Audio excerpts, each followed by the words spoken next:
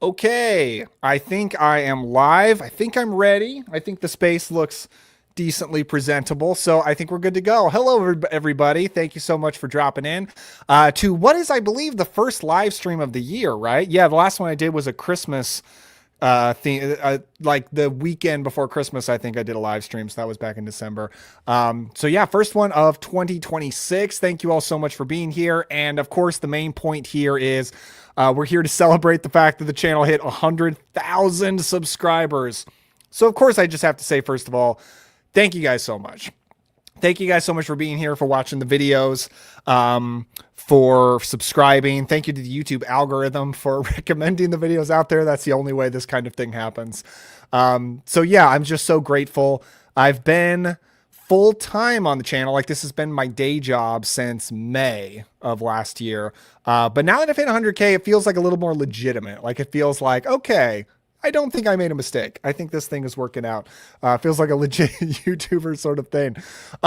Make sure to say hi in the chat if you're here. I see we've already got 39 people in here, which is pretty amazing. So go ahead and say hi so I know you're here and I can say hi to you. I'm going to go through the chat here in just a little bit. But yeah, the main point here is mainly to do a Q&A. So you guys can ask whatever questions you want to ask of me and bring up any topics that y'all want to talk about. I will be unboxing my silver play button. When you hit 100,000 subscribers on YouTube, YouTube sends you like a plaque, basically. So I'm going to be unboxing that for you guys. I've got a few Blu-rays and 4Ks that I picked up semi-recently that I thought I'd just show off too. And that's mainly what we're doing. So let me go ahead and hop over to chat. The first person in here before I even went live was OckV74. Thumbs up to you too. Thank you so much for being here and being here early. Deep Fried Hamsters. Congrats on 100K. Well deserved. Best wishes from jolly old England. Hey, thank you so much. Really appreciate it. I wonder what time it is over there. Curious. Let's see. VB Tiger 16. Oh, thank you so much. Really appreciate it. It is a big milestone. Yeah, for sure. Thank you, Gene. Thank you. I really, really appreciate that. We got Dottie Giles Pie. I'm so happy for you. I'll be around for 500,000. Thank you for the excellent content. Thank you. I really, really appreciate it. Deep Fried Hamster also has a couple of recommendations. British horror films from 1972. First, Deathline, aka Raw Meat. Okay, I actually have the 4K for that. A viewer sent it to me, actually. It was FilmFan78. He sent it to me. And I did pop it on briefly one night, but I think I didn't really have time to finish it. And I wasn't like super vibing with it. And I haven't come back to it, but I need to. I remember Donald Pleasance plays like a very quirky character in it, but I need to finish it because I didn't watch too much of it yet. And second, Tower of Evil. I don't know that one. So thank you for that recommendation. I never heard of it. Both extremely gory for their time. Nice. Love to hear that. Hope you check them out. Well, Deathline, I for sure will. And then Tower of Evil, I'll look that up for sure. Thomas Coomer, thank you so much. One of like OG subscribers, been around for a really, really long time. So thank you so much for being here, Thomas. First time watch yesterday, Manos, The Hands of Fate. I've actually never seen that. That's a 1960s movie. Very, very lowly rated. People ask a lot for like, why don't you do a list of like the worst horror movies? And you know, I think a lot of the worst horror movies I've not seen because I don't purposefully seek out bad movies most of the time, or movies that I really don't think I will like. And plus, like, to me, usually the worst movies are like just the boring nondescript movies. So I think it would be kind of a boring list if I did it. Like, people would expect Troll 2. I wouldn't put Troll 2 in a worst horror movie list. That movie's hilarious. That movie's so much fun. That's not one of the worst. Hello, Ray Ray. Thumbs up to you too. Best channel, amazing content. Thank you. Oh, you're so kind. I'm wishing you the best too. I really appreciate it. CJG 1419. Thank you so much. Thank you for being here. We got Anthony Sarkis, also been around the channel for quite some time. Thank you. Thank you so much. Movie Man Daniel the Goat. Thank you. I appreciate it. That's a pretty badass profile picture too. I appreciate that. And let's get started. Yes, indeed. Christine, hello, hello. Thank you for being here. Hi from Chile. I don't think I don't think I can pronounce that username, but hello. Thank you so much for being here. Congratulations. Thank you so much. Oh, we got Brian, Film Collector Archive in the house. Thank you so much. I really, really appreciate that. I remember when you did a live stream for something. I don't remember like if it was for anything specifically, but I remember I won a contest in your live stream and I won a gift certificate for, oh gosh, what is that small like movie website? They have an actual store. I can't remember what they're called, but yeah. And I bought like 3 Warner Archive Blu-rays, I think, with that gift certificate. So yeah, good memories. Christine, have you spoken about Messiah of Evil? Yes, I have. It was on my first small town horror video. So I have 2 videos on small town horror movies. It was on the first one. It was the first movie in that video. So yes, I have talked about it. It's a good movie. It's weird and creepy. What are your favorite and least favorite horror remakes? Well, I mean, my favorite horror remakes, it's the cliche. I mean, it's The Thing, The Blob, The Fly. Like, those are just the best. There's just no question. But I talked about some other ones that I'm a fan of, like in my recent 2000s horror video. By the way, if anybody has any grievances over the 2000s horror video that I just recently put up, let me know now and we could talk about them. I know a lot of people are upset. I knew that was going to be a controversial list. But The Hills Have Eyes. That's a big favorite. The Alexander Aja one, I think it's fantastic. House of Wax, Dawn of the Dead. I do like Rob Zombie's Halloween remake. I know it's going to be a controversial thing to bring up, but I do like it.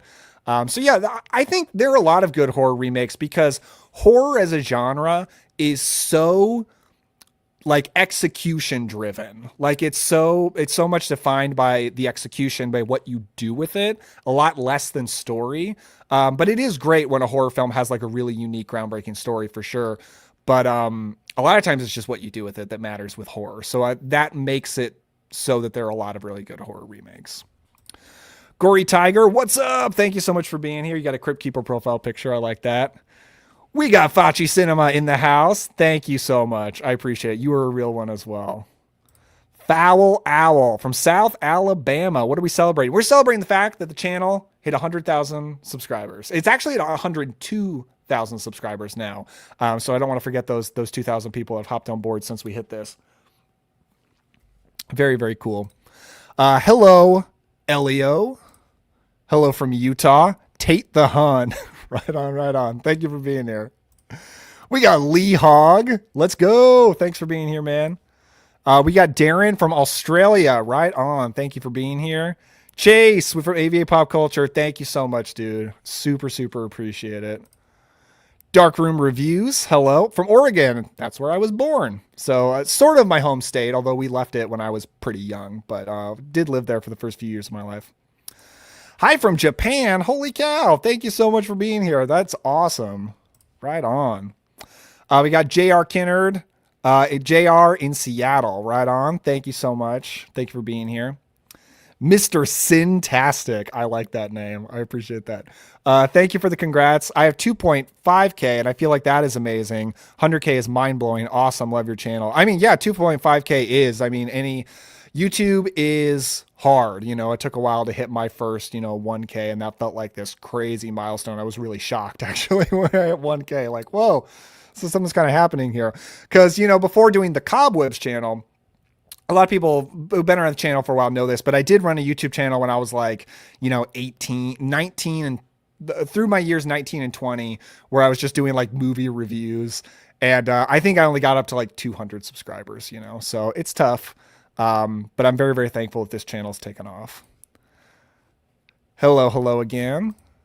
Dan the Sandman. Hey, your videos have gotten me through a really dark time in my life right now. Love you, dude. Greetings from San Diego. Oh, well, I'm sorry to hear about the dark times, but I really, really appreciate hearing that for sure. It's important to me that the Cobwebs channel is fun, and it's just like you can always know you can click on one of these videos and just have a good time. So that's awesome. It's good to know that like it's actually doing some good in the world. Thank you. Really appreciate that, Elio. Thursday Night Frights. Hello. Thank you for the congratulations. Hello from Delaware. Right on. Very cool. 2 a.m. England, mate. Almost the witching hour. Okay, right on. Hello from Chile. Review the Barbarians. Yeah, one of my goals is I really want to do like a top. I don't think it'll be a top 15. I think it'll be at least a top sorry, I don't think it'll be a top 10. I think it'll at least be a top 15 80s fantasy movies. That's a video I really want to do. But there's a good bit of movies I still need to watch or rewatch before I can do that. The Barbarians is one of them that I haven't seen. But one reason I realized recently I want to see The Barbarians is the female lead in that. I don't know her name, but she's also the female lead in Ghoulies 3. And she's very pretty. So I was like, I'm going to check out The Barbarians. I want to see another movie with her. Mike Filmflix, what's up? Just joined the Patreon. Thank you. Yeah, the Patreon is definitely very, very helpful with keeping this being a full-time job and being able to make as many videos as I do. So I really appreciate that. Chris13, love the channel. Congrats on 100K. Thank you. It's 11 a.m. on Tuesday in Japan. Cool, cool. So this is kind of like a lunch break stream for the folks in Japan. I like that. Inigo Montoya. Oh man, I hope. Let me show you. No 6 fingers on either hands. Thank you for cultivating this community. Absolutely. Yeah, just ended a nice weekend of Friday the 13th marathoning. Yes, right on. And My Bloody Valentine. Joining you from Chile, Albany, New York. Love it. Yeah, My Bloody Valentine. I love that movie. It's just phenomenal. So good. That's a horror remake. The remake of that's one that I should rewatch because I've never given it my full attention, really given it a chance. Like I watched it with a buddy one time years ago. We were just kind of hanging out and talking and watching it. But I want to give that movie an actual chance because I hear a lot of people really like it. But I love the original.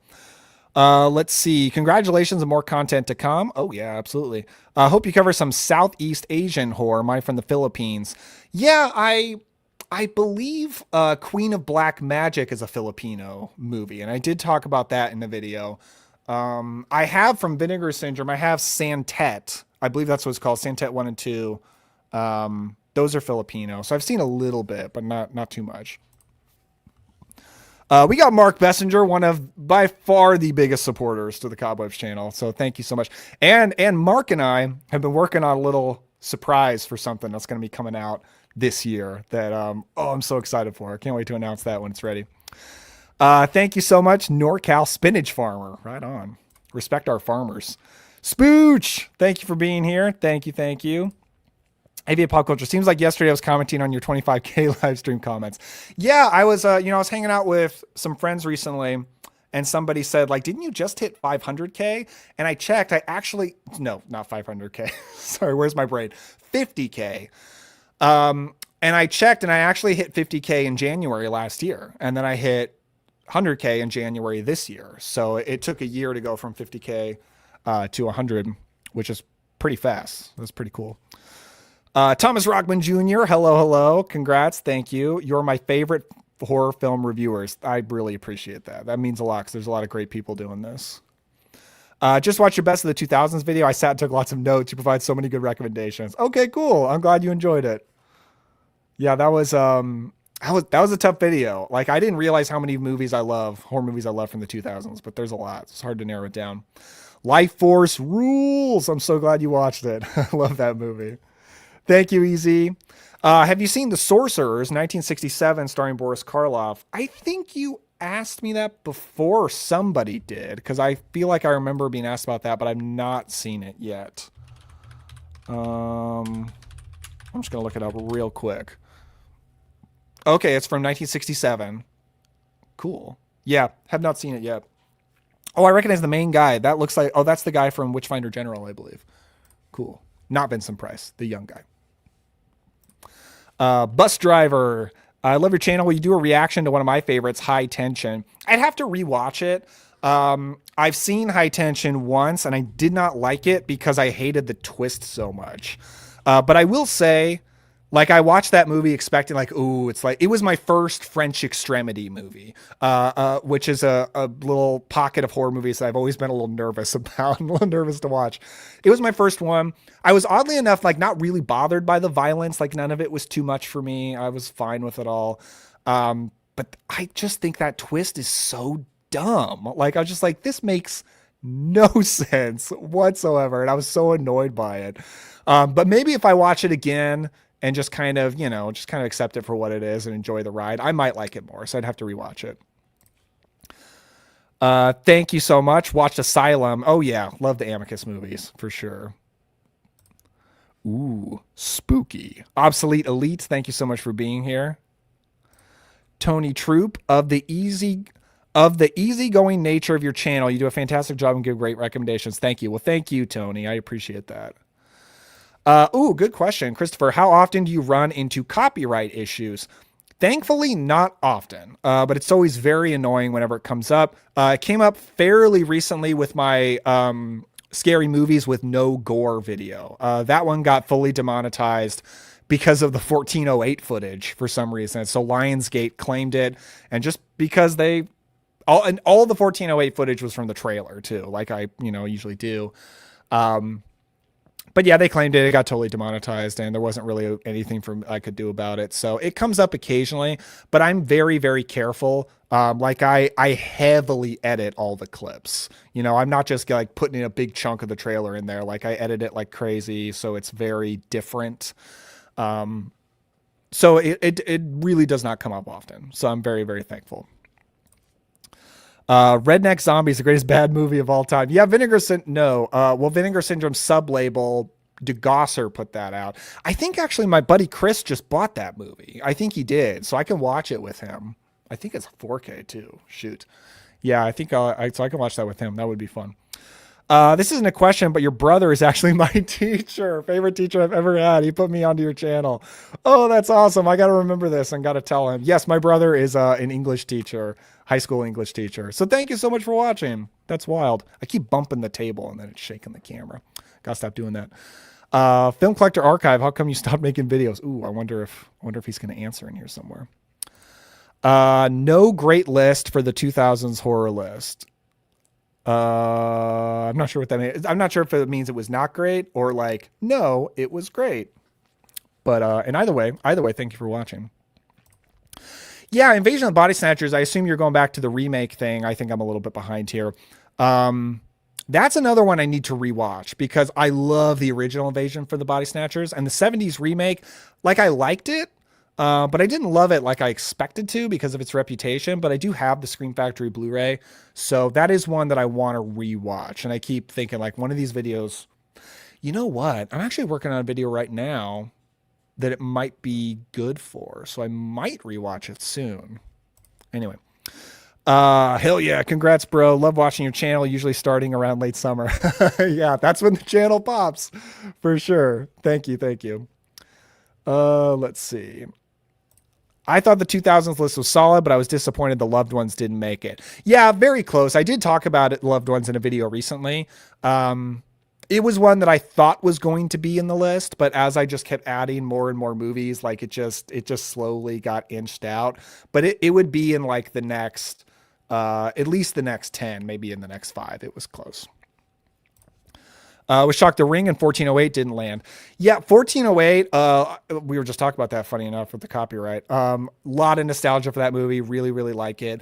The Ring, I'm just not that big on it. Like, I've just never been that big a fan. I mean, it like scared me when I was young, when like around the first time I watched it, because it has an amazing opening and ending. Those are great.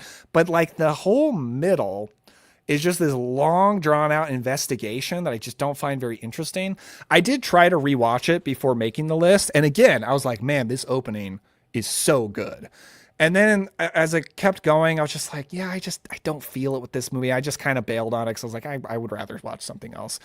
But I've actually never seen the Japanese original.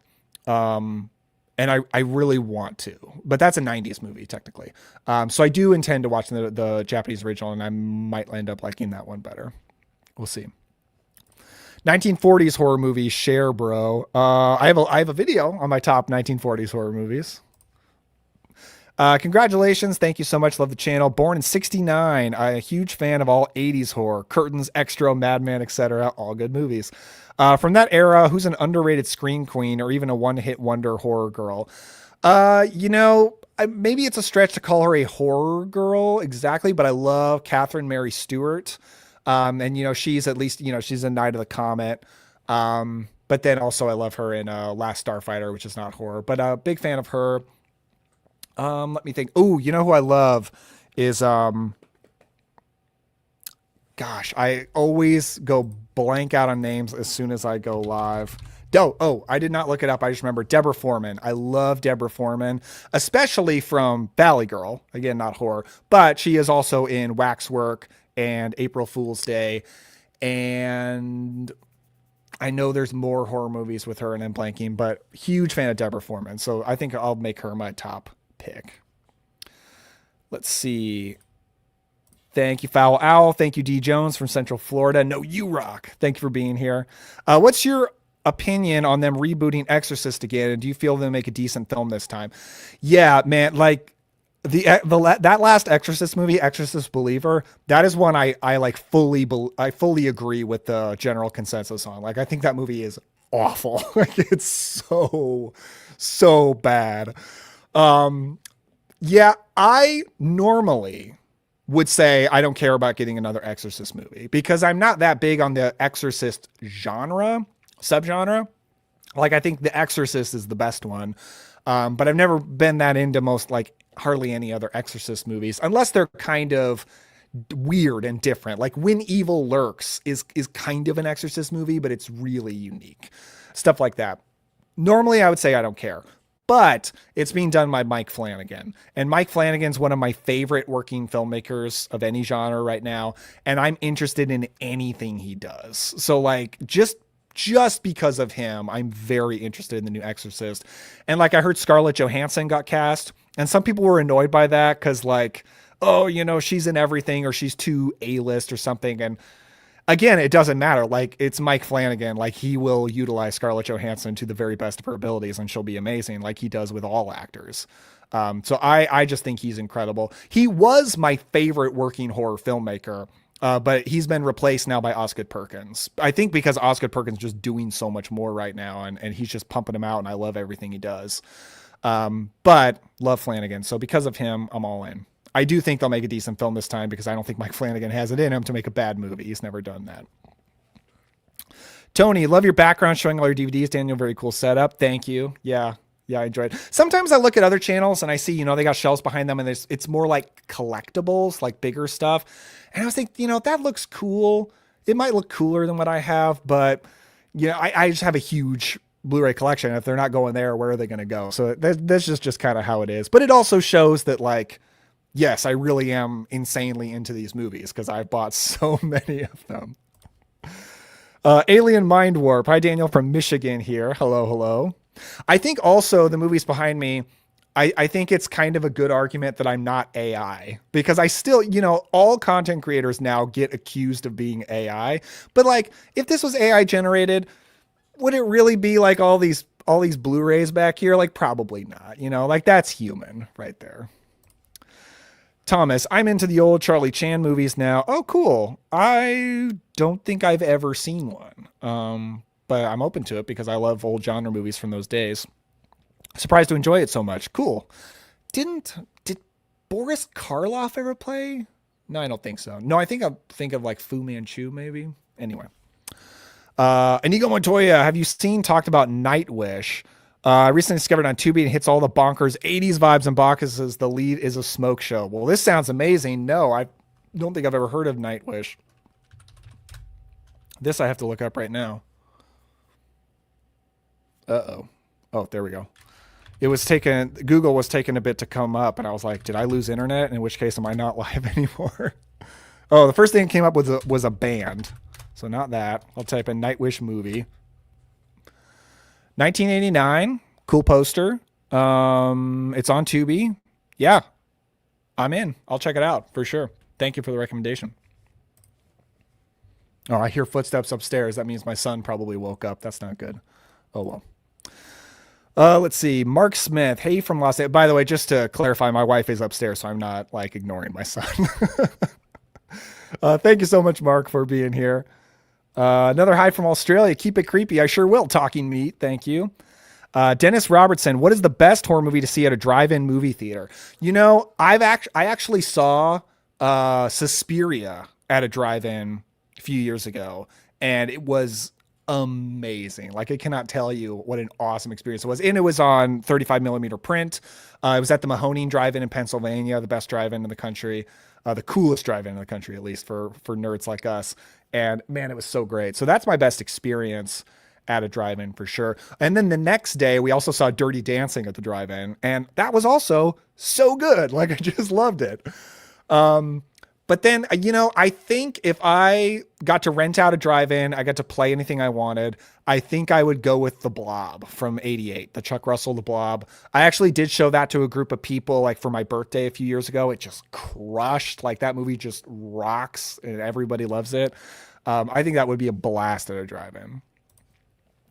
So glad you hit 100K. You deserved it. Thank you so much, Ultra Chris. Really enjoy your content. I'm really glad to support you on Patreon. Thank you so much. Also, you've got me to watch movies I kind of dismissed when I first saw them. Good. Yeah, that's awesome.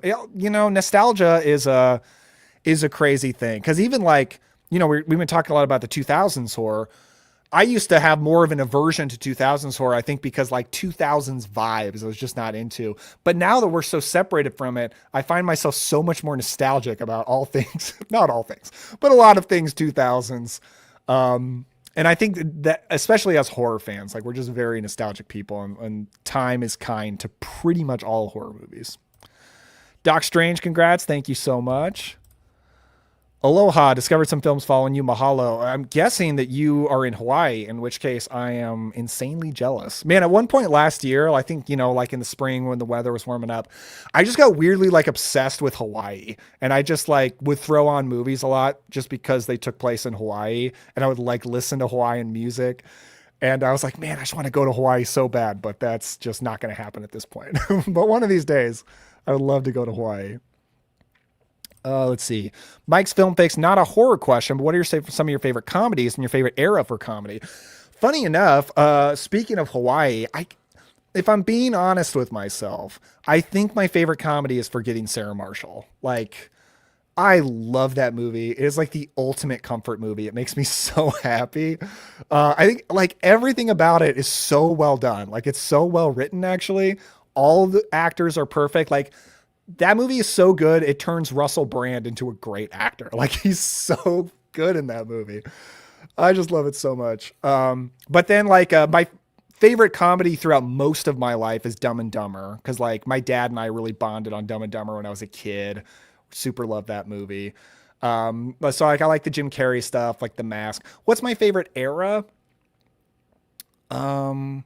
Oddly enough, I love the 60s. Even if they're not that funny, like I just love the vibe of a 60s comedy, like especially like the 60s sex comedies. They're so fun. They just have such a relaxing, just upbeat, fun vibe to them. And sometimes they're kind of messed up, which is also entertaining.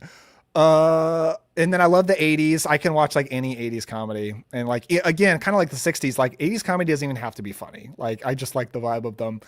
Probably if I were to pick one era, probably would be the 80s because like, it doesn't even matter if it's good. Like, I just like an 80s comedy.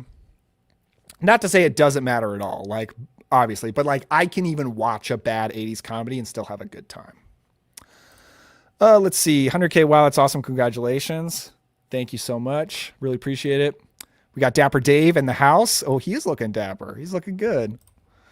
Deep Dive Media, congrats on 100K. Thank you so much. Take a shot of whiskey for every 10,000 subscribers. I would die. I don't have the tolerance for that. My best friend throughout much of my life, like since high school, he has a really high alcohol tolerance and I do not. And I always get into trouble whenever I drink with him because like back in the day, I would like try to keep up with him and can't do it. Can't do it at all. I don't even try anymore. Oh, we got Michael Keene. Congratulations. Thank you. Just want to stop by and say hi. After horror and in place of horror, what is your next favorite movie genre? I think it is comedy, honestly, because like I watch horror most of the time, but then most of the time, like if I want to take a break from horror and like I just want to watch something just to relax, I'll probably watch a comedy. But then I do still like action. I used to like action more than I do now just because I don't watch a lot of action anymore. I used to be really into action movies. I still do like action movies. What I've been really getting into lately is sci-fi, which probably sounds incredibly basic to most people because everybody likes sci-fi, but I've not typically been the biggest sci-fi guy throughout most of my life. And I've gotten super interested lately. I think honestly because I'm concerned about AI. Like AI is worrying me in like the world today. And there's so many science fiction films about that, and I just find it like interesting and almost a little bit therapeutic to watch films about it. It's more interesting now than it used to be to me because it all feels way more real. So right now, like probably sci-fi, but in general, probably comedy. What's your favorite thriller movie of all time? Tough question, especially considering, the line between horror and thriller. I usually put more movies into the horror camp than maybe a lot of other people will. Like, I definitely say Silence of the Lambs is a horror movie, but if you say it's a thriller, then my answer is probably Silence of the Lambs. But for just straight up thriller, like I love noir films, so like Double Indemnity, I would consider that, a thriller. That's amazing. There's so many good 90s thrillers. Ooh, I'm gonna go with Breakdown. Breakdown with Kurt Russell. Incredible, incredible movie. That is one of the most intense films I've ever seen in my life. So yeah, Breakdown. That's what I'm gonna go with. Grill, hello. Pedit Grill here. Hello, hello. Finally catching a live stream. Love the channel and never miss a video, or I watch it twice. I even made an Excel of your suggestions. That's awesome. Thank you.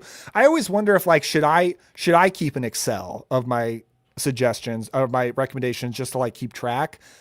But so far, I have a really, really good memory for what movies I've recommended, when, in what videos. Like it's all. I don't have a great memory for everything. Just ask my wife. But such a basic comedian joke. But I have an amazing memory for my lists on this channel. So far, I don't feel like I need it, but one of these days I should. Just got a super chat from Jonas Weather for $10. Thank you so much. Love this channel. Congratulations on 100K. Well, thank you very, very much for the kind words and the congratulations. And the super chat. Yeah. That's awesome.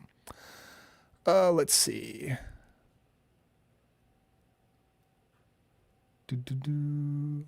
Here we go. Give us some Exorcist reboot opinions, please, Daniel. I'm not sure if you wrote this before I was talking about it. I think you probably did, but basically, very excited for the next Exorcist just because it's a new Mike Flanagan movie. Think The Exorcist Believer is garbage. Return to Oz for the 80s fantasy list. Ooh, I've actually never seen Return to Oz because I didn't see it when I was a kid, and I've just never gone back to it. I didn't think of it as like, I guess it would be a fantasy movie, so maybe I'll check it out for that. Have you seen the 2005 movie Tideland? Jeff Bridges and Jodelle Ferland. I don't think I know Jodelle Ferland. No, I've never heard of it. Let me look it up real quick. Oh, there we go. Almost clicked the wrong thing. It's a fantasy horror movie. Oh, it's a Terry Gilliam movie. I didn't know about that. Oh, it's got Jennifer Tilly in it. Okay. That could be cool. Dark fantasy tale definitely has horror elements. Well, I definitely like dark fantasy a lot. I might have watched it if I knew about it, like back when I did my dark fantasy list, but thank you so much. That sounds great. I'll look into that for sure. Oh, let's see. Oh, yeah. I just heard about this. Robert Duvall just passed away. Yeah, sad. I think he lived a very, very long life. Like, let me see how old he was. Robert Duvall was 95. Wow, 95 years old. Born in 1931. So he was as old as the Universal Monsters franchise, which started in 1931. That's amazing. Man, good for him. And like, he was working until pretty recently. Like it wasn't long ago that I last saw Robert Duvall in a movie. So like he kept going, kind of like Clint Eastwood. Clint Eastwood's in his 90s too. And I mean, he directed a movie a few years ago. It's just incredible. These guys that can just keep going that old. That's what I plan to do. I plan to live into my 90s and continue to be active. And we'll see how that works out. But yeah, good for Robert Duvall. Very good actor. Awesome guy. Well, I don't know a lot about him in his personal life. I don't know for sure. I don't really look into actors' personal lives very much, but I imagine he was probably a good guy. Eva LaRue in The Barbarians. I don't think that's her name. Let me see. I'm talking. Yeah, that's it. Yeah, Eva LaRue. She's also in Gremlins 3 and is super fun in that movie. Very charming. Muhammad, I love you, bro. I love you too. Thank you so much for being here. We got Cody Reeves. Man, I love your channel, your rankings, and movies that are hidden gems. Well, thank you very, very much. I've been watching you for almost 2 years now. Congrats. A good mystery movie to keep a 7-year-old's attention that you recommend. I'm not sure because I don't have a 7-year-old. My kid is 3, just recently turned 3 though. Um, and a mystery movie for a 7-year-old. Is the kid like particularly into mysteries? That's interesting. You know, just randomly popped in my head, but the last Nancy Drew movie that's actually starring the girl that played I think her name is Beverly in the It movies, actually quite good. I think it's like Nancy Drew in the Stairway of Something or the Staircase of Something. So I would shout that out. Let's see. Hello from Tucson. Love your channel, bud. You need to see if you can come to Phoenix as a panelist during the Gathering of the Ghouls hosted by Territory. You'd be a huge highlight. Wow, that sounds cool. Well, thank you for thinking of me. I don't think I'll be in Phoenix anytime soon. I would love to like one of my goals actually for this year is I want to go to a horror convention. I don't know. This might be a tough year for it actually. Now I think about it, but I would love, especially if it's not too far away, I would love to go to a horror convention this year because I've never been to like a true horror convention. Let's see.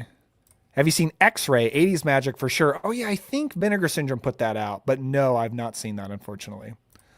Oh yeah, absolutely seen Legend. Legend was on my dark fantasy list that I put out last year, and I really like it.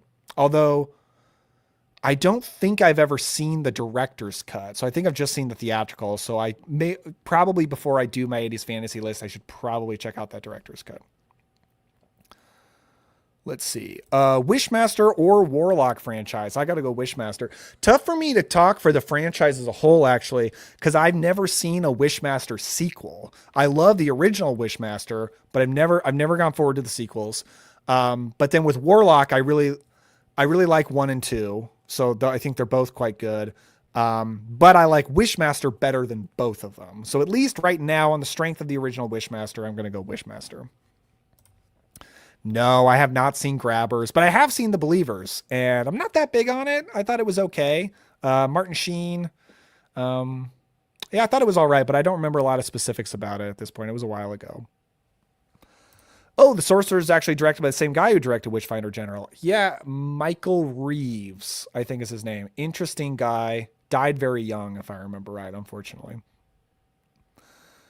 Let's see. I found your channel through your folk horror videos. Cool. Yeah, that top 20 folk horror video, that thing blew up. That was crazy.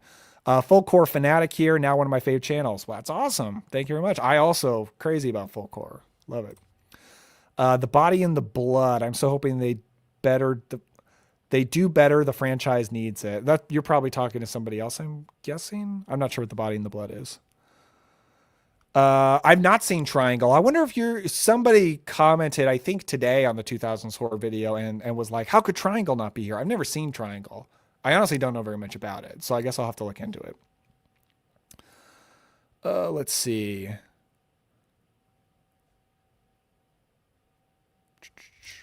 Did you ever see Perfect Getaway? Awesome movie starring Timothy Olyphant and Steve Zahn. What? That sounds good. I love Timothy Olyphant. Steve Zahn's fun too.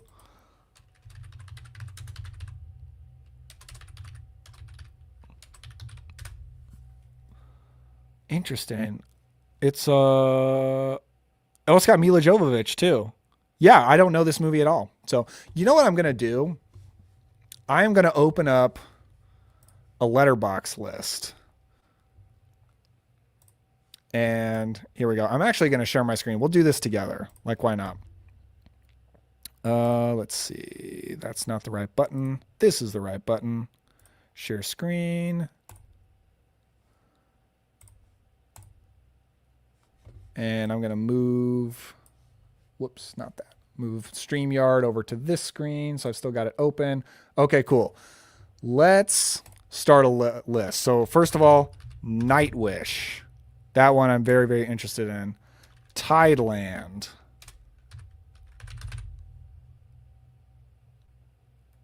Is it going to come up?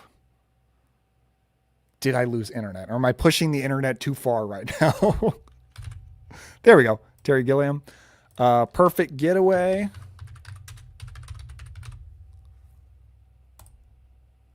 And Sorcerers. Not Sorcerer. 1967, Michael Reeves. There we go. 100K live stream Rex. Boom. We got a list going. Very exciting. All right. Oh, wrong button. There we go. All right, cool. All right, let's see. What do we got here? Have you seen Tygon film The Haunted House of Horrors? I have. Here's the thing. I can't say I gave it a fair shake because I watched it like in the early morning of a 24-hour marathon. 24-hour horror marathon that I did years ago, and it was towards the end. I actually stayed up all night for this one, but it was like early morning and was not into it like at all. But it very well could have been how tired I was. So I may need to give it another chance. Because when I first heard about it, I was so excited. I thought it sounded great. I like Tygon movies. For those who don't know, like of the British horror studios in like the 60s and 70s, you know, you got Hammer at the top. Hammer is king. And then you got Amicus. And then I would say like number 3 down there, you got Tygon. And they did like Witchfinder General and Blood on Satan's Claw and some other not great movies like The Blood Beast Terror. And Haunted House of Horrors is one of their movies as well.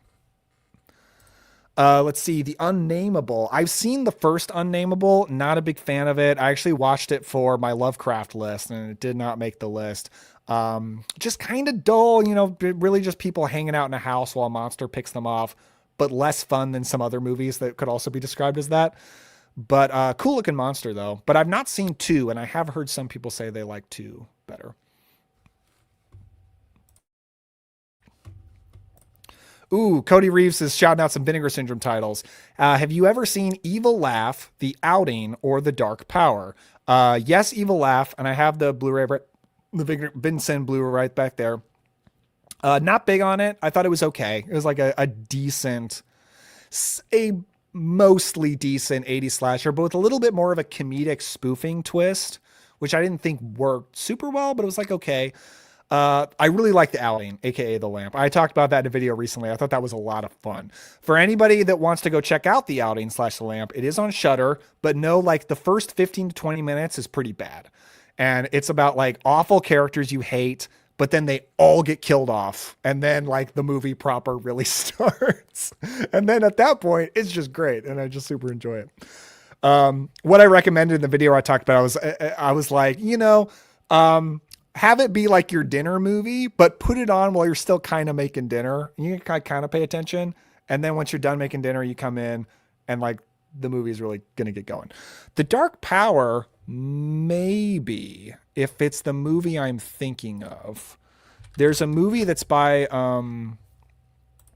the director of The Kindred, I think, that did a movie. It might just be called The Power.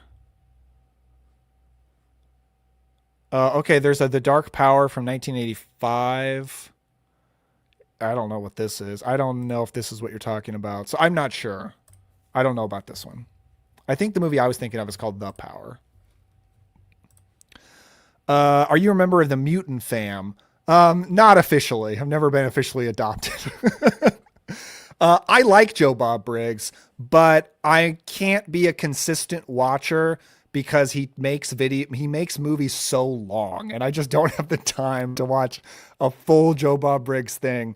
Like I can't make a 90-minute movie turn into 3 hours, especially with how many movies I need to watch for this channel. But occasionally I have tuned in and I have enjoyed. The best episode was his season opening, maybe 2023. Yeah, because it was the year my son was born, and I remember he was a baby. But it was the season opening, and he did a Fulci double feature of Zombie and The Beyond. And it was amazing, partially because he fully turned it into a talk show, and he like had a whole talk show set, and he had guests, and it was like a full-on talk show, but horror focused, while also you're watching Fulci movies. And it was fantastic. I think that's the best thing I've ever seen him do. Let's see. Thank you so much, Anthony. Just watch Eden Lake. That's a rough one to get through. I know it's rough, but I genuinely had a good time with it. Like, I'm not say like, oh, it's fun, but like, I enjoyed the terrifying thrill that is that movie. And like, I was fully entertained. I was engrossed in it. I thought it was really good. And it leads to an ending that absolutely punches you in the face. Like, it's such a bleak, miserable ending. My goodness.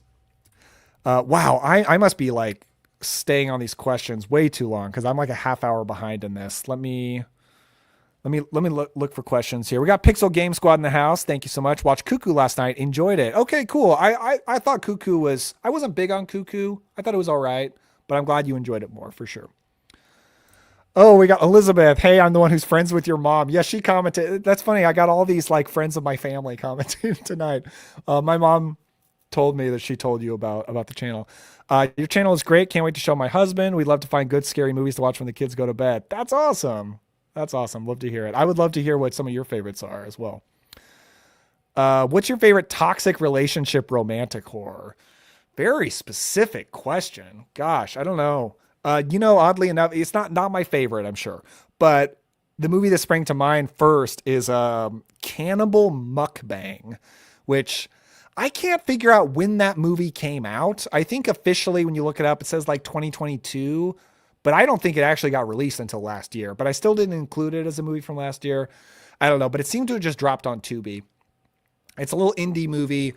And it's about this guy, this super shy, awkward guy who falls for this crazy girl that he meets who's a mukbang influencer. And he figures out she's a cannibal. And it's exactly what you've described. Like, it is a full on toxic relationship romantic horror movie. And I actually think it's pretty good. Like, I think it's pretty well done for what it is. But like best ever, I can't think of like what the classics are in that. Yeah, I'd have to think on it more, but it's a good question. I watched Cherry Falls as per your suggestion. Really great twist, and the overall vibe reminded me of a Black Christmas remake. Yeah, for sure. Which the Black Christmas remake like barely missed my 2000s horror list, and like maybe it should have been in there. I really like that movie. I think it's so messed up and so fun. Really like it. Yeah, heck yeah, I've seen Slugs. Yeah, it's fun. It's a good time. I haven't listened to that commentary, but that is a fun movie. A funny thing about Slugs that I remember is it's pretty much all about married couples. It's not like teenagers or college students. Like, it's all these adult married couples, and they're all so horny all the time. So it's exactly like it's like a sorority horror movie in terms of the horniness, but it's about a bunch of 30 something married couples, which good for them, honestly. But it does come across kind of funny in the movie. Yeah, The Ring just, I don't know. It's just not my thing. Although it looks great and I like Gore Verbinski. I would never say it's bad, but I've just never been a big fan of it. Let's see. Yeah, I really need to watch the Japanese one for sure. I've been getting more into Japanese horror movies recently. I do have a Japanese horror movie in my video coming out on Wednesday. So check that out. Have not seen The Host yet. I want to, though. I definitely want to. Let's see. Yes, absolutely. Yeah, I've been asking for a while for there to be a new Mummy horror movie because they've not made a Mummy horror movie in a really long time. Like, especially ever since, of course, The Mummy from 1999 came out, which I love and is great. The Mummy turned into an action thing, and they've never made another Mummy horror movie. So I'm so thrilled that that is coming out. And I've always meant to on this channel do like a top 10 Mummy movies video, but when that comes out, that's the time. Like, that's absolutely when that I'll do that video. I'm very excited for it. What's your favorite horror movie album? I got to go Maximum Overdrive. The thing is, like, I don't typically, if there is a horror movie album, it's probably going to be metal, and I'm not the biggest metal guy. You know what? I actually do have an answer, actually. It's Fright Night. Yeah, the Fright Night soundtrack is so good. It's so fun, so nostalgic. I love that. I love every song in Fright Night. Oh yeah, for sure. I love the original Exorcist, excellent movie, though not an all-time favorite for me, but an excellent movie. But Exorcist 3, that's an all-time favorite. I love that movie. Yeah, Purple Turtle, Curtains is so good. It's so fun. That's a weird movie. And if you happen to have the Blu-ray or if you can find it online, the making of documentary is incredible for Curtains. That movie had a crazy production. That's very worth hearing about. Oh, let's see. In your opinion, which years were the best horror movies released, bro? Tough. I mean, I would have to look at a list for that. I seem to remember there's a lot of good ones in 1989. It seems like a lot of movies I like seem to 1985 is amazing actually, because not only did you get Fright Night, but it was incredible for zombie movies because you got Day of the Dead, Return of the Living Dead, and Reanimator. You got Silver Bullet. 1985 might be kind of unbeatable. That's an incredible year. 86 is amazing. I remember like I did like a podcast on a horror movie from 1986, and I brought in like a bracket of 1986 horror movies for us to like pick our favorites from. And I remember that list was big. There's a lot of great 86 horror movies. Um, yeah, I would have to look at a list for sure. I did also notice on my 2000s horror list, there's a lot there from 2007. It seems like a lot of great movies, a lot of great horror movies came out in 2007. What death in a horror movie shocked you the most? Tough. I can tell you. Let me flip the question around real quick. I can tell you what horror movie not death in a movie shocked me the most, and that's got to be the young guy in Scream Six. Can't remember his name. He's the guy that's also in Hard Eyes. Mason Gooding's character. When that dude gets stabbed like 1,000 times, and then he's not dead in it. That's the most shocking not death of all time, probably. But most shocking death, so bad at those, like off the top of my head sort of things. Unlike a lot of people, I can't say Scream because I never saw it not knowing that was going to happen. I can't say Janet Leigh in Psycho because I also never seen that movie without knowing that was going to happen. Um, Tough to say. I'd have to look into it, but thank you for the question. How many movies do you watch in a day? Usually one, two if I'm lucky. Um, like today, I knew I wouldn't be able to watch a movie tonight. Like I usually watch a movie in the evening, so I got up early and I watched a movie in the morning, so I could still, keep up with my schedule. But sometimes I will like stay up a little later and watch two in the evening if they're a little bit shorter ones. Are you planning on going to see The Bride in theaters? I don't know. I'm waiting for reviews. I'm not sold on trailers. It just like yes, I'm a huge Frankenstein fan, but it doesn't really look like a Frankenstein movie. It looks like we're kind of sort of kind of doing a Frankenstein thing, but not really, and I can't really get a handle on what it is. So I'll wait for reviews. If the reviews are really good, then I'll probably check it out. I am curious about the fact that Maggie Gyllenhaal directed it. I do really like Maggie Gyllenhaal, so I'm interested in that. I've actually never seen the Fog remake. Yeah, that's one. A lot of like the worst remakes. I've usually not seen them because usually I'm just like, okay, I'm not gonna watch that. Like I've also never seen the Nightmare on Elm Street remake, which I think is kind of weird. Most people have. No, I've not seen most TV shows I've not seen because I just don't really have time for it. But I do watch TV shows with my wife if she's interested in it. How about a top 10 Irish horror movies for St. Patrick's Day? Stitches the Clown comes to mind as my favorite.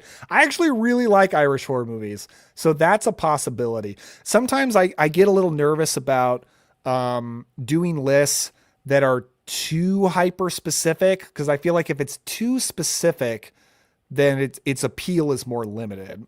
Like the funny thing is, like a video that's just like 10 horror movies I recommend is probably more likely to do well than a video with a really specific category because more people are interested in horror movies than they are interested in Irish horror movies specifically.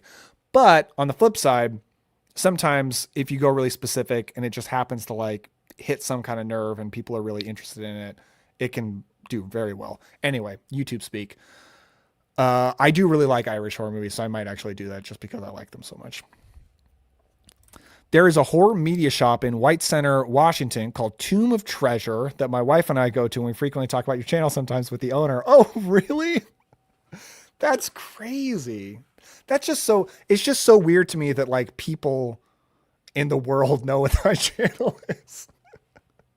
Which sounds weird because I have 100,000 subscribers, I know. But like Mark, he's right here. Mark Bessinger recently told me a story about how like some delivery guy dropped off a package and could like hear him watching my channel loud on the TV and was like, Cobweb's channel? And that kind of stuff just blows my mind. Anyway, what did Mark actually say? Boris Karloff did a series of mysteries where he played an Asian detective called Mr. Moto, but he also appeared in the film Charlie Chan at the Opera. Cool. That's the kind of deep cut knowledge that Mark tends to have. Let's see. How do you feel about the Michael Bay horror remakes of the late 2000s? Yeah, Michael Bay, of course, he never actually directed any, but his company Platinum Dunes produced a lot of them. I'm I'm not positive like which ones he did. Like I'm not sure if he did Hills Have Eyes, but that would be my favorite if so. I know Platinum Dunes did Texas Chainsaw Massacre, and I don't like it. I know a lot of people do. Not a fan of it. Or Texas Chainsaw Massacre: The Beginning. I didn't like Friday the 13th remake, but I do want to give it a second chance because it's been a long time. And based on my memory of it, I think I would like it more now. So I do want to rewatch it, but I haven't yet. I know he did Nightmare on Elm Street remake. Never seen that. And then I don't know what other ones he did. We watched her 2000s list and she had The Descent playing in the shop because of it. Right on.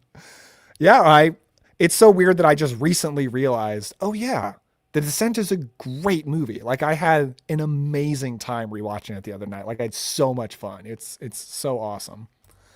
Before Osgood Perkins became a big deal, I watched Gretel and Hansel. No one really talks about when referring to his movies. Yeah, good movie. I've seen all of his movies. I like all of them. Like to different degrees. Like I like Long Legs a lot more than The Pretty Thing That Lives in the House, but still I like all of them.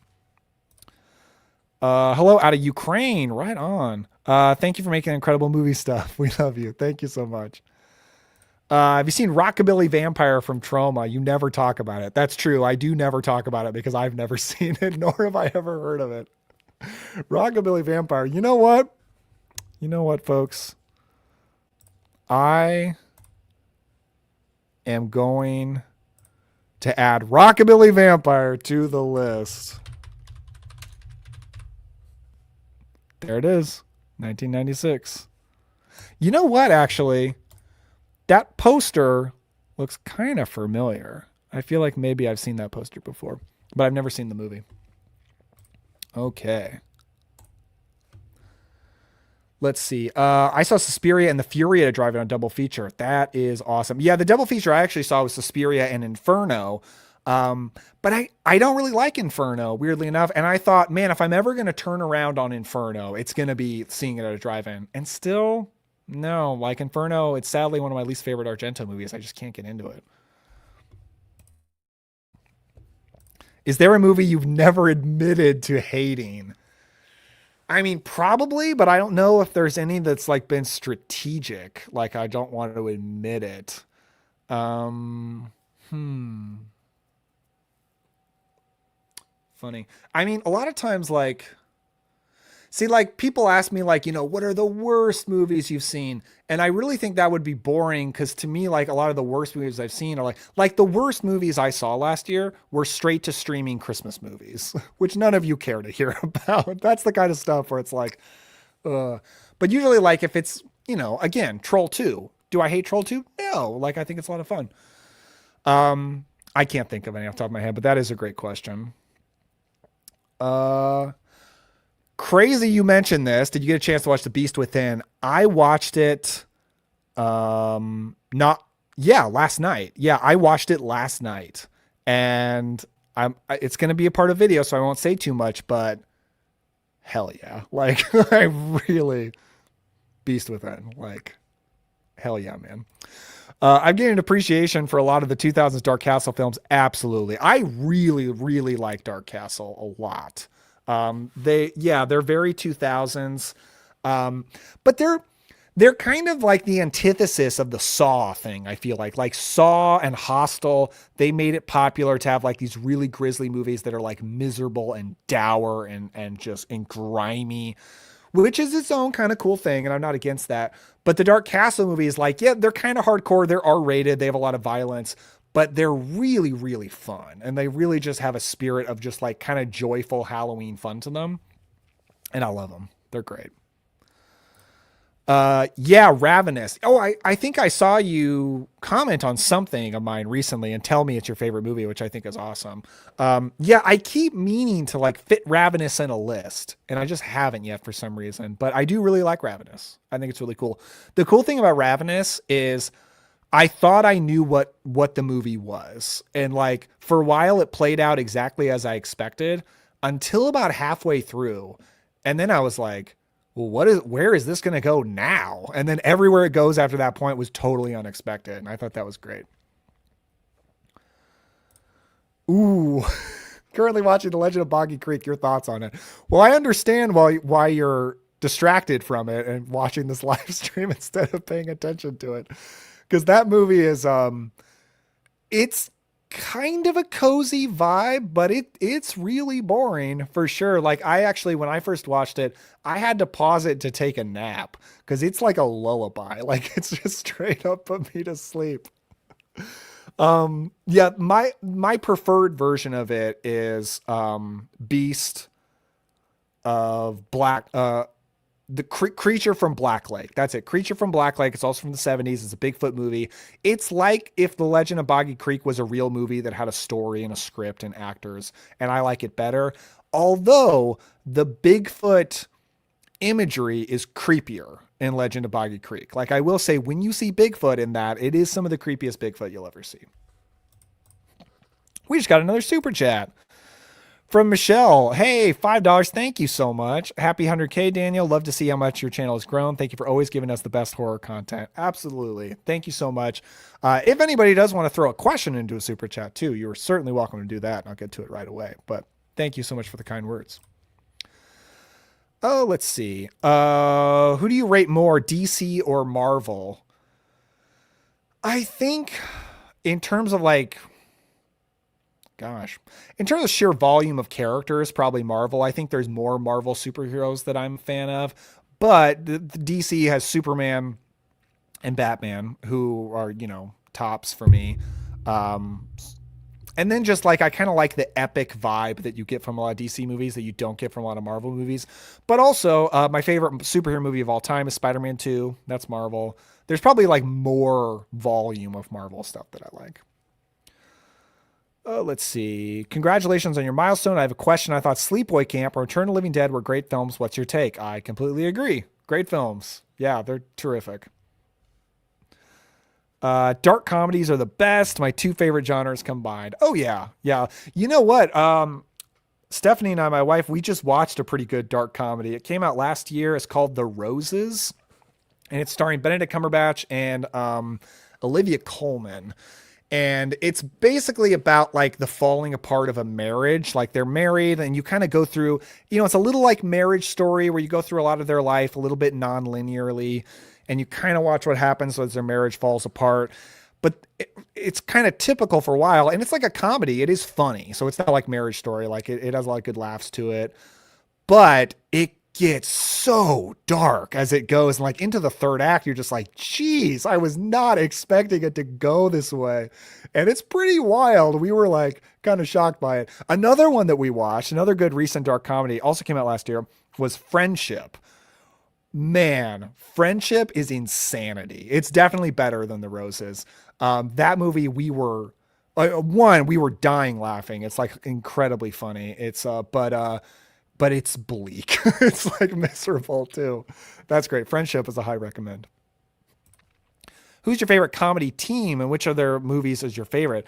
Very specific comedy team. I feel like comedy team is like less of a thing now, but it used to be more of a thing back in the day, which is why like Abbott and Costello are the first ones that come to mind. And Abbott and Costello Meet Frankenstein, definitely my favorite from them. But I'm having trouble thinking of a lot of other comedy teams. But you know, you got Laurel and Hardy, you got the Three Stooges. Not a big fan of either of those. That's what I got. Abbott and Costello. There's no better film about AI than AI. Oh, the Spielberg movie. Good point, actually. Like, I saw that movie when I was a kid, and it was so disturbing and depressing to me. Like, the scene, I guess, spoilers, where if I'm remembering it right from when I was a kid, when they like ditch that robot kid in the woods, like that was so disturbing to a little child to see that. But I've never gone back to it as an adult, but I totally should. So thank you for reminding me of that. Another one that I watched, I was just talking to a friend about this recently because she's taken a class where they're kind of having to study. They're kind of looking at science fiction movies from like a philosophical perspective. And I took a philosophy class in college and we had to do that. And I wrote a paper on Bicentennial Man with Robin Williams. And I remember that being kind of an interesting movie, but I've never rewatched it since. Let's see. Yeah, breakdown's great. I'm so far behind on this. My goodness. Which do you prefer, Bloody Valentine original or remake? Talked about this a little bit earlier, but absolutely the original. Love the original, but the remake I do need to give it a second chance because I've never watched it and given it my full attention to. So I need to actually give it a shot. Ooh, I'd say that Silence of the Lambs is a thriller with some horrific moments. See, I do disagree. Here's my thing. I've thought about this a lot. Two movies that from the 90s that people argue horror or thriller, Silence of the Lambs or Seven. Here's my take. Silence of the Lambs is a horror movie. Seven is a thriller. Reason being, in Silence of the Lambs, you see stuff happen. You actually see horrific things take place. There are intense horror sequences. I mean, Hannibal's escape is horrifying. The scene where Clarice is in Buffalo Bill's house and the lights go out, like that is a haunted house kind of set piece, and it's terrifying. You see Buffalo Bill kidnap that one woman in his van. Terrifying moment. I remember my mom talking about that and how like that made her paranoid in parking lots. Seven, you have police investigators who show up to investigate after something horrific has already happened that you don't actually see. To me, that's a thriller. Like horrifying things happen, but it's about cops investigating it and you don't actually see that stuff. Thriller. Silence of the Lambs, I think, is horror. All right, let's see. Excalibur for the 80s fantasy list for sure. That's one I do need to rewatch because it's been many years, but based on my memory, like, yeah, absolutely. Excalibur's got to be on there. I enjoy watching when you do live first reactions after leaving the movies. I don't think I've ever done that. So I think maybe you have me mixed up with somebody else, unless I'm misunderstanding something. Let's see, 100K fan from southern Sweden here. What's the best fantasy outside the Lord of the Rings franchise? Dragon Slayer. You know what? Actually, I know exactly what it is. Willow. Love Willow. It's so great. It's so much fun. Val Kilmer is amazing in that movie.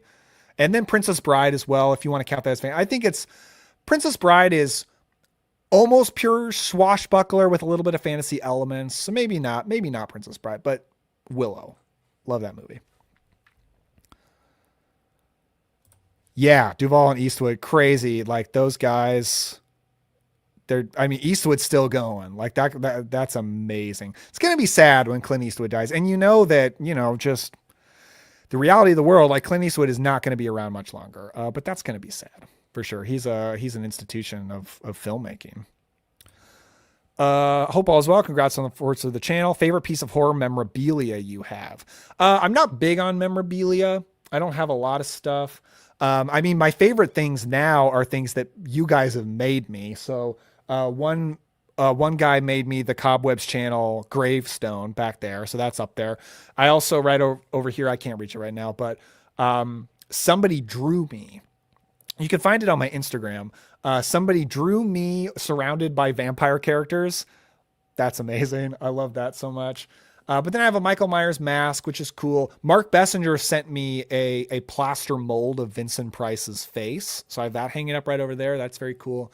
I should really do another room tour. I did a room tour years ago, but I have so much more stuff than I did back then. Then I got that Wolfman back there. There he is. I love the Wolfman. Yeah. My favorite role that Robert Duvall did was Boo Radley in To Kill a Mockingbird. Not even a speaking role, but very memorable. I haven't seen that since like it was showed in school when I was a kid, and I didn't even remember he was in that. So wow, he's been working a long time. Amazing. You know what Robert Duvall movie I actually really like? Him and Kevin Costner in Open Range. It's a really good western.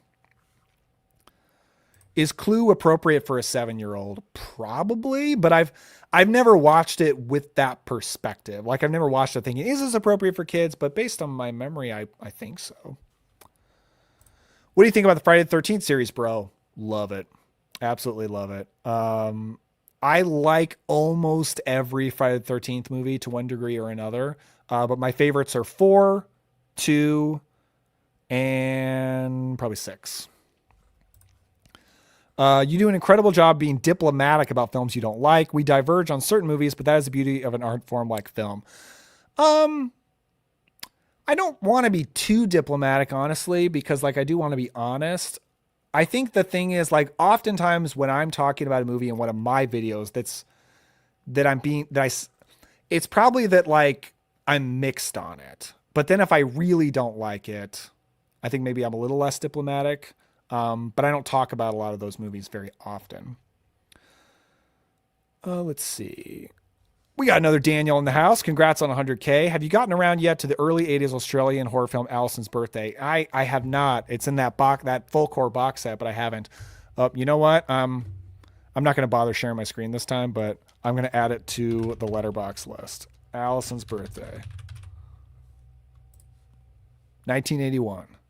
There we go. Have you seen Kukoi the Boogeyman as one of the best final girls in it? Never heard of this. What on earth? I'm guessing this is not an American film. That's giving me foreign film vibes. The poster. I'm not saying this is an accusation, especially since it came out in 2018, but the poster looks like AI. That straight up looks like an AI image. But it's 2018, so I don't know that you got a lot of that back then. It takes place in a small town. It's got some kind of monster. Maybe it's got the monster looks cool. This might be something interesting. All right, you know what? I'm going to add it to the letterbox list. Here we go. I'm going to scroll down a little bit, see what people are talking about now.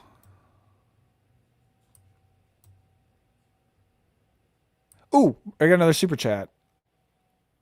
Oh my gosh, that I missed. I'm so sorry, JP Movie Gamer. I'm here. I found it. All right, $5 super chat. Thank you so much. Hey, dude, congrats on 100K subscribers. Do you have any advice for someone, me, LOL, who is on their first year of doing movie reviews on YouTube? Sure. My top piece of advice is experiment. Is don't just like get on YouTube and decide like this is what I'm gonna do. And I don't mean like over wild like you want to talk about movies, stick to movies for sure, but try a lot of different formats and like figure out both what you like to do and what people like to watch.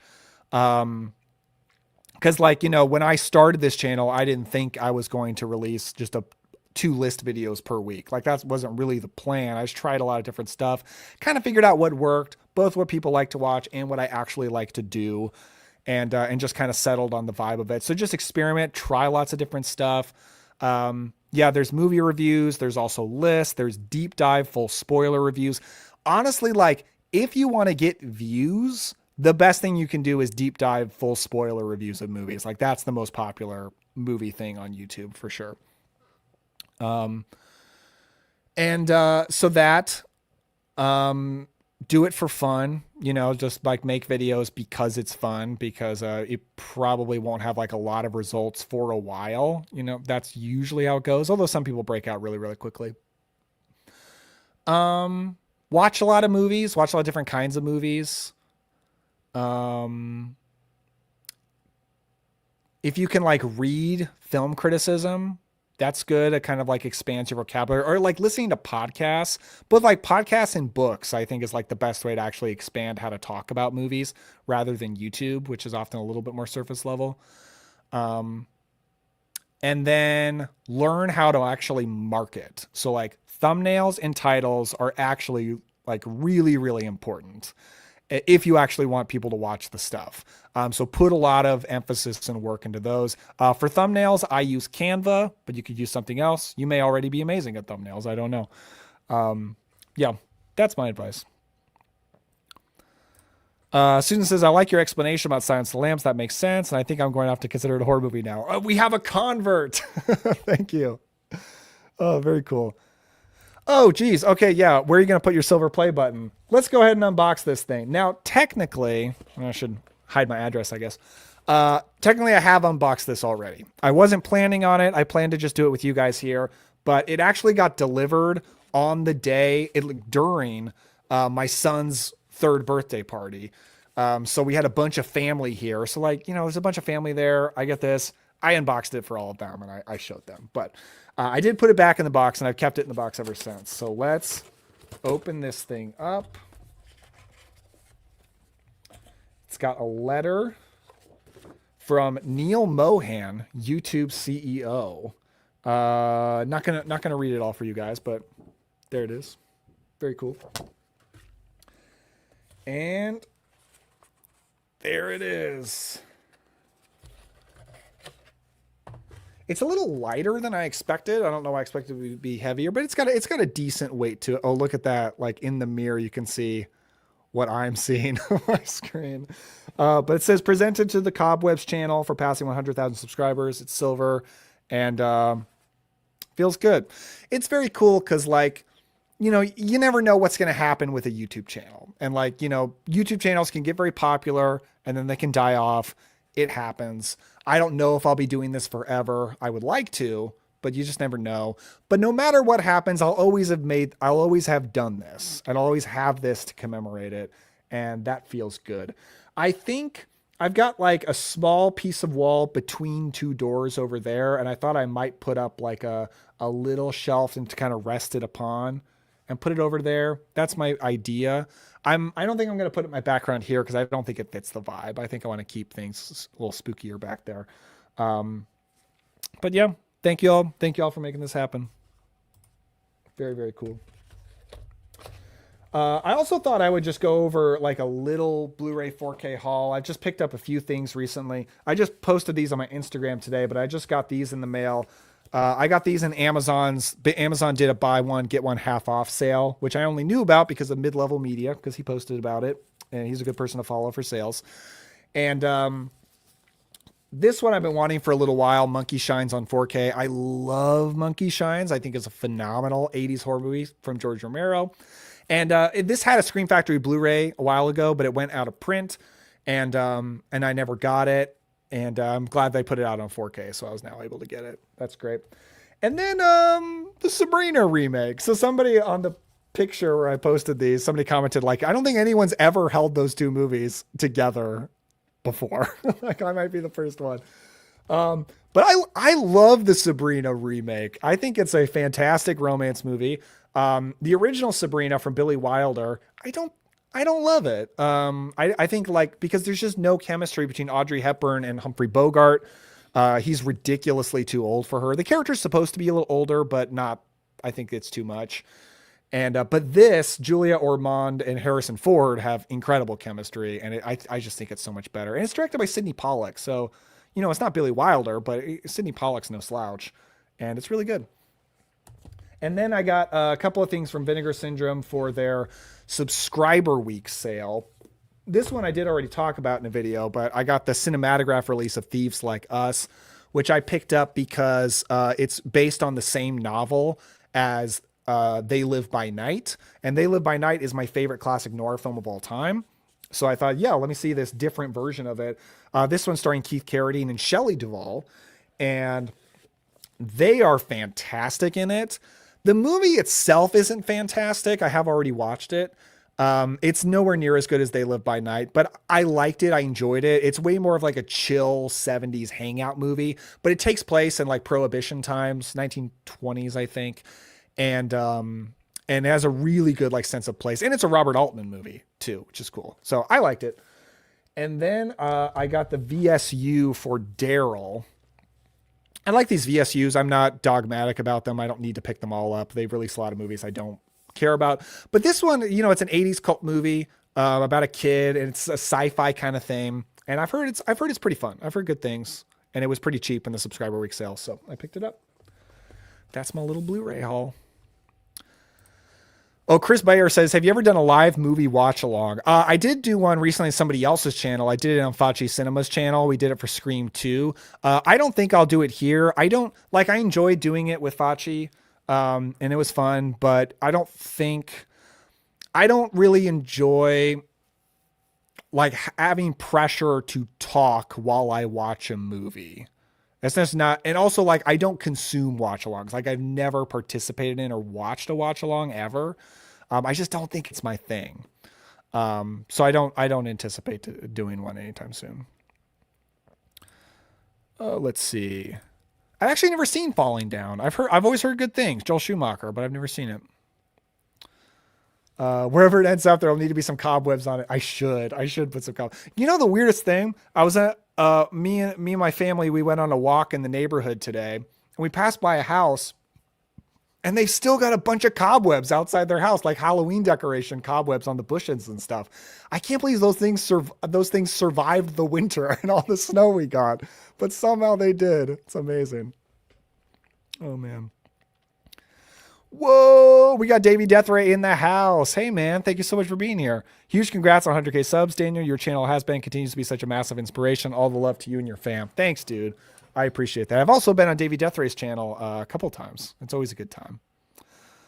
Have you watched The Prey? I've put it on while doing other things and kind of paid attention, but I've never watched it enough to talk about it. I remember it felt really, really slow, but I've never given it a full chance, so I couldn't say at this point. Whoa, somebody said Allison's Birthday is the creepiest horror movie I've ever seen. It's so good, and I've been watching horror movies my whole life. Wow. Well, I'm very motivated to check it out now. That's awesome. I'm also working on another video that it could work for, so maybe I will watch it soon. Have you seen any Craig Zoller movies? Yes. Bone Tomahawk, great. Brawl in Cell Block 99, great. I've not seen Dragged Across Concrete, but I do have the Blu-ray, and I haven't watched it yet. And then also he was involved in Puppet Master, The Littlest Reich, and I have seen that. Do I really remember it? No, I think it was kind of in one ear and out the other, but I have seen it, and I'm pretty sure he was involved in it. Let's see, Aaron. Oh, that's okay. No worries about being late. Thank you so much. Thank you. I really appreciate that. Oh, we got another super chat from JV Movie Gamer for $10. Oh, thank you so much. Damn, dude, thanks so much for the advice. I greatly appreciate it. Some of those suggestions I'm doing, if you would like to do going forward, if you're interested, the channel is Repeat Movie Viewer. Cool. Repeat Movie Viewer. That's a good name. I like that.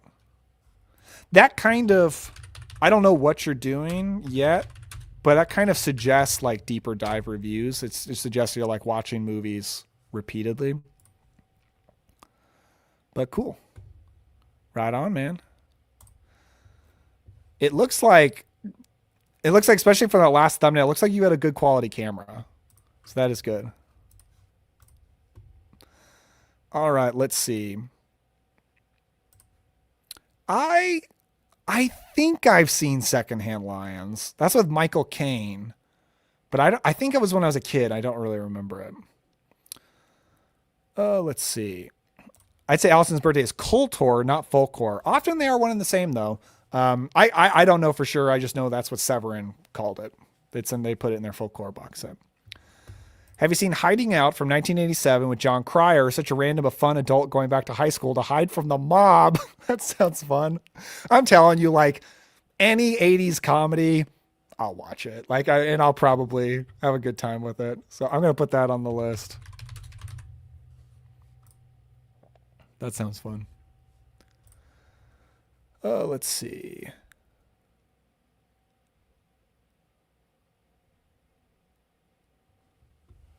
Best final girl is Ripley, followed by the chick in You're Next. That's Well, gosh, apparently I can't remember. Sharni Vinson. That's right. Yeah, she's really, really good. My favorite final girl of all time is Heather Langenkamp, Nancy from Nightmare on Elm Street. By far my favorite.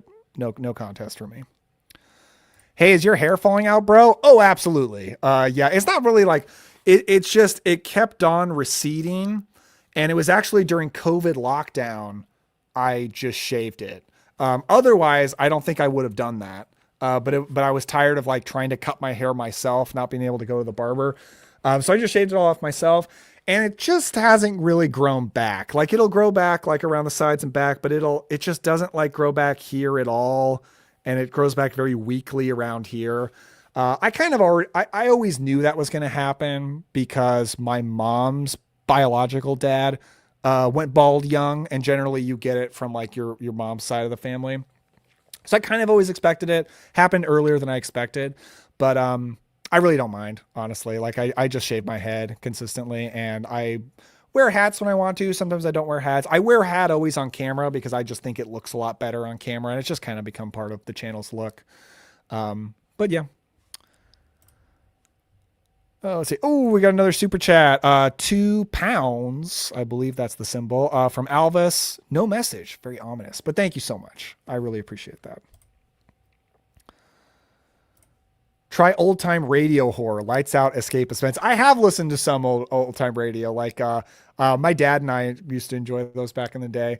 There's this one with Bella Lugosi where he's got like this theory about how to drive people insane, and it's really fun and funny. There's some good Boris Karloff ones too. Those are fun. Let's see. I go to Halloween-a-thon at the Mahoning Drive-In annually. Good. That's awesome. It's my happy place. Oh man. Yeah. Yes, I saw Suspiria there. They did an Argento night. I know it's far, but any plans to attend another event there? Excuse me. Not anytime soon because it is really far. It takes a plane ride, and there are some other places I would like to visit as well. So I don't think I'll be back there anytime soon. But I would love to go back there one day. You know what's like one of my comfort movies to throw on is the documentary about them. I believe it's called At the Drive-In. That's one of the highest recommendations I can give right now. Is At the Drive-In, documentary about the Mahoning. It's wonderful. Like it's so good. And they've come so far since that documentary. So that documentary is more about them when they were like building themselves back up from almost nothing. And they were still like a rinky dink little drive-in, and they've come a long way since then, but they still don't feel like, corporate or anything. It still feels like an old fashioned drive-in, and it's awesome. Blast Fighter. Yes. I love Blast Fighter. Lamberto Bava action movie. So fun. If you haven't seen Prime Cut with Gene Hackman, I highly recommend. I have seen it. I don't know. That's an uncomfortable movie. It's an uncomfortable movie for a lot of reasons. It's kind of messed up, but I don't think I was a big fan of it, but I don't remember like what my criticisms were. But I have seen it. I can tell you that. I have heard of Psychos in Love. I don't think I've seen it though, but I've heard of it. Thank you, Mark. Yeah, I will keep it. Like that's just kind of how it is at this point. Thank you. I appreciate that. It looks good on camera. Oh, okay, cool. Thanks. That's what happens once you go bald. You can never go back. I should know. I'm 64. The important thing is my wife does not mind it. So it's fine. As long as she doesn't mind, it's all good. She would mind if I lost the hair on my face though. Like she tells me like, you can't shave the beard. Whoa, really bumped everything. You can't shave the beard. So I have to keep the beard for life, which I fully intended to anyway, but she does not mind that I'm bald. What are your top 5 horror movies of 2025? Well, I did an entire ranking of every horror movie I saw from 2025 that you could check out. But off the top of my head, my favorite was Weapons. Jeez, what came out last year? What was my second favorite? I can't remember the order that I put them in, but number 1 was Weapons for sure. That I can tell you. But you could check out the video. I ranked every horror movie of 2025. Oh, Sinners. Duh. Yeah, number 2 was Sinners for sure. Number 3, I don't remember number 3. Number 4 was Dangerous Animals. And I think 5 was 28 Years Later. I think. But what was 3? Oh, Black Phone 2? I think Black Phone 2. I think that's my top 5. Actually never seen Paint Your Wagon. I remember when Kino Lorber put it out on Blu-ray, but I haven't actually seen it. Yeah, funny. I have that movie on Blu-ray. Excuse me. Treasure of the Four Crowns. I have it from Kino Lorber. To my shame, I've owned it for years and I've never watched it. But yeah, I love Cannon.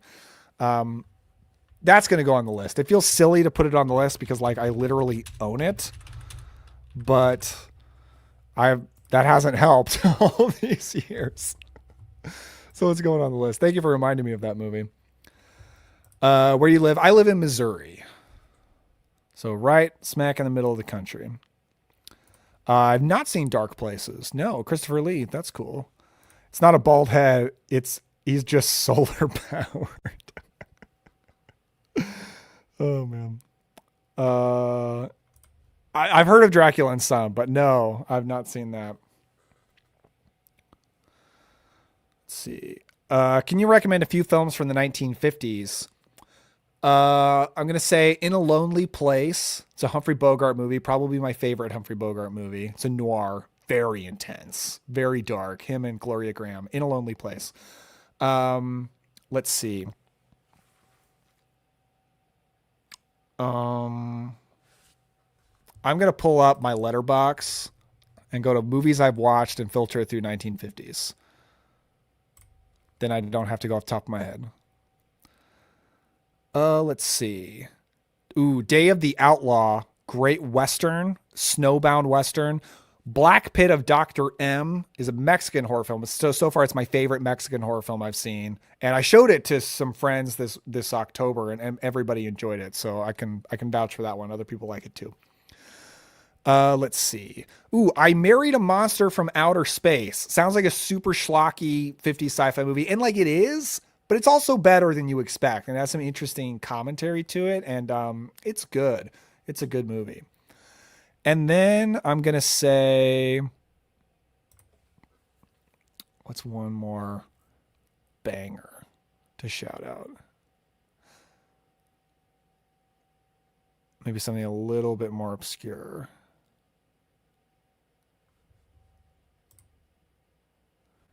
Too much silence. Too much silence in this stream. Ooh, I'm going to say The Naked Spur. It's a Western, Anthony Mann Western with Jimmy Stewart.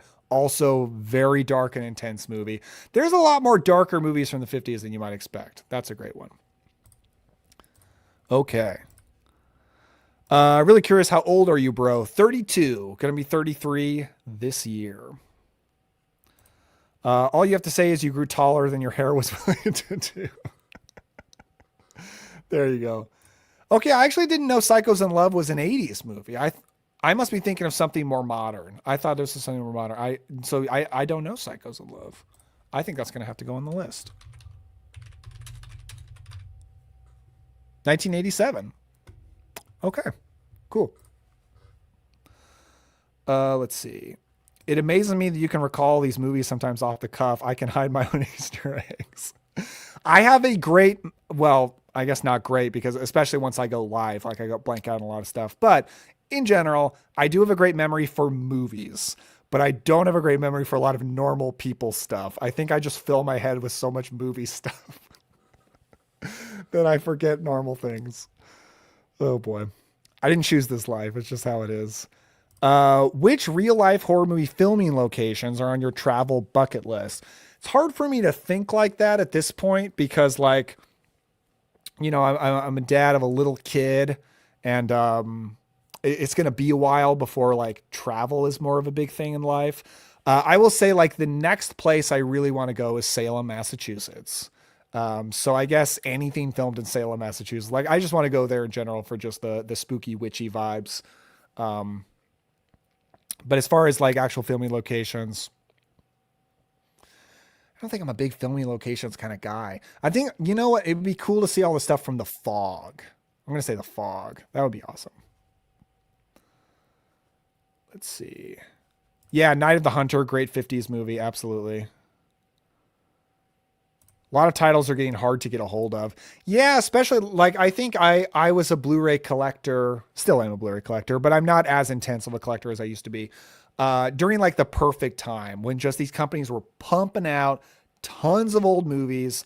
They were not very expensive and it was great. And I bought so much stuff, like especially like Warner Archive, Kino Lorber, bought so many old movies for low prices. But now we're in the 4K era. We're in the fancy packaging era, and you're getting, you know, less stuff.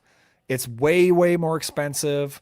And it's just a totally different, it feels like it's a different hobby now. The hobby that I was in, like, still exists, but it's a lot smaller than it used to be.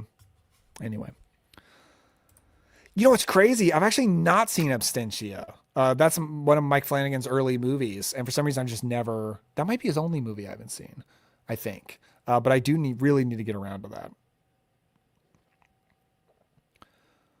Uh, I've mentioned 1964, The Flesh Eaters creature featured you before. George Romero changed the name of his film Night of the Living Dead. He was going to go with Flesh Eaters. I do remember you saying that, but I've not seen it yet. I'm going to put it on the list.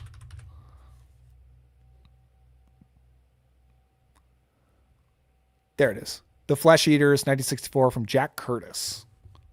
Cool. In your recent vid, oh boy, where's this going to go? You praised Rob Zombie's Halloween 2. Are there any other sequels that, oh, I thought you were going to get mad. Any other sequels that go against the grain that you don't think get the love they deserve? I'm a staunch Halloween Ends evangelist. I wouldn't say I'm an evangelist because if you hate it, I get it. But I do love Halloween Ends because it's really weird and it's really interesting. And Corey Cunningham rules. Like I love Corey Cunningham as a character. That's why like I was so excited last year to see Silent Night Deadly Night remake because it's starring that guy. And it really just feels like what if Corey Cunningham had his own movie? And that's what the Silent Night Deadly Night remake is. But yeah, I mean the Halloween franchise as a whole has a lot of movies like that. Like I would also say Halloween 6. I love Halloween 6. Again, like it's weird. It has some insane story beats that don't fit with the rest of the franchise, but it's good, man. I think it's really, really good. I love Brides of Dracula, which is a Hammer Dracula movie that doesn't actually have Dracula in it. That's strange, but I do love it. I think it's fantastic. Let me think. I'm not going to say love, but I like how Nightmare. Going through all the franchises before I get to the right one. Friday the 13th 5, A New Beginning. The one that doesn't have Jason in it. Very strange movie. Weird, sleazy movie, but I quite enjoy it. It's insane. Probably a lot more. I tend to like weird sequels. Like, you know, I'm not a purist with pretty much any franchises. Like in my book, like you can do something weird, something different. It doesn't have to fit perfectly with everything else. I still have the original, like try something. I tend to like that with sequels. I've not seen Phase 4, but I have seen Vampire from 1932, and it's interesting. You know, it's very, very slow, but it's definitely interesting. Dude, my mom will not stop watching your content. Like she absolutely adores you, and I think her content is very cool and comforting. That's awesome. Tell your mom thank you. I super appreciate it. Again, like it's just like you know, it seems crazy to me that there are just people in the world watching my videos. Like it's hard to wrap my head around that. But thank you. This might sound crazy, but go to Salem in like April. Yeah, yeah, I know. I like I would never go there in October. Like worst case, like at the worst, I might go early September, but I'm sure that's super crazy. April's a good idea because I imagine it's probably still cooler temperatures, so you could kind of like pretend it's fall, even though it's really spring. Um, Although I would, actually, I was thinking like I would love to go to the East Coast in the fall, but actually the smart thing to do is maybe to go to Salem in the spring, like you said, but then go to Vermont in the fall because I would love to just go to Vermont for just fall vibes, for just the trees and the apple cider and stuff. I would love that. So that might be the move.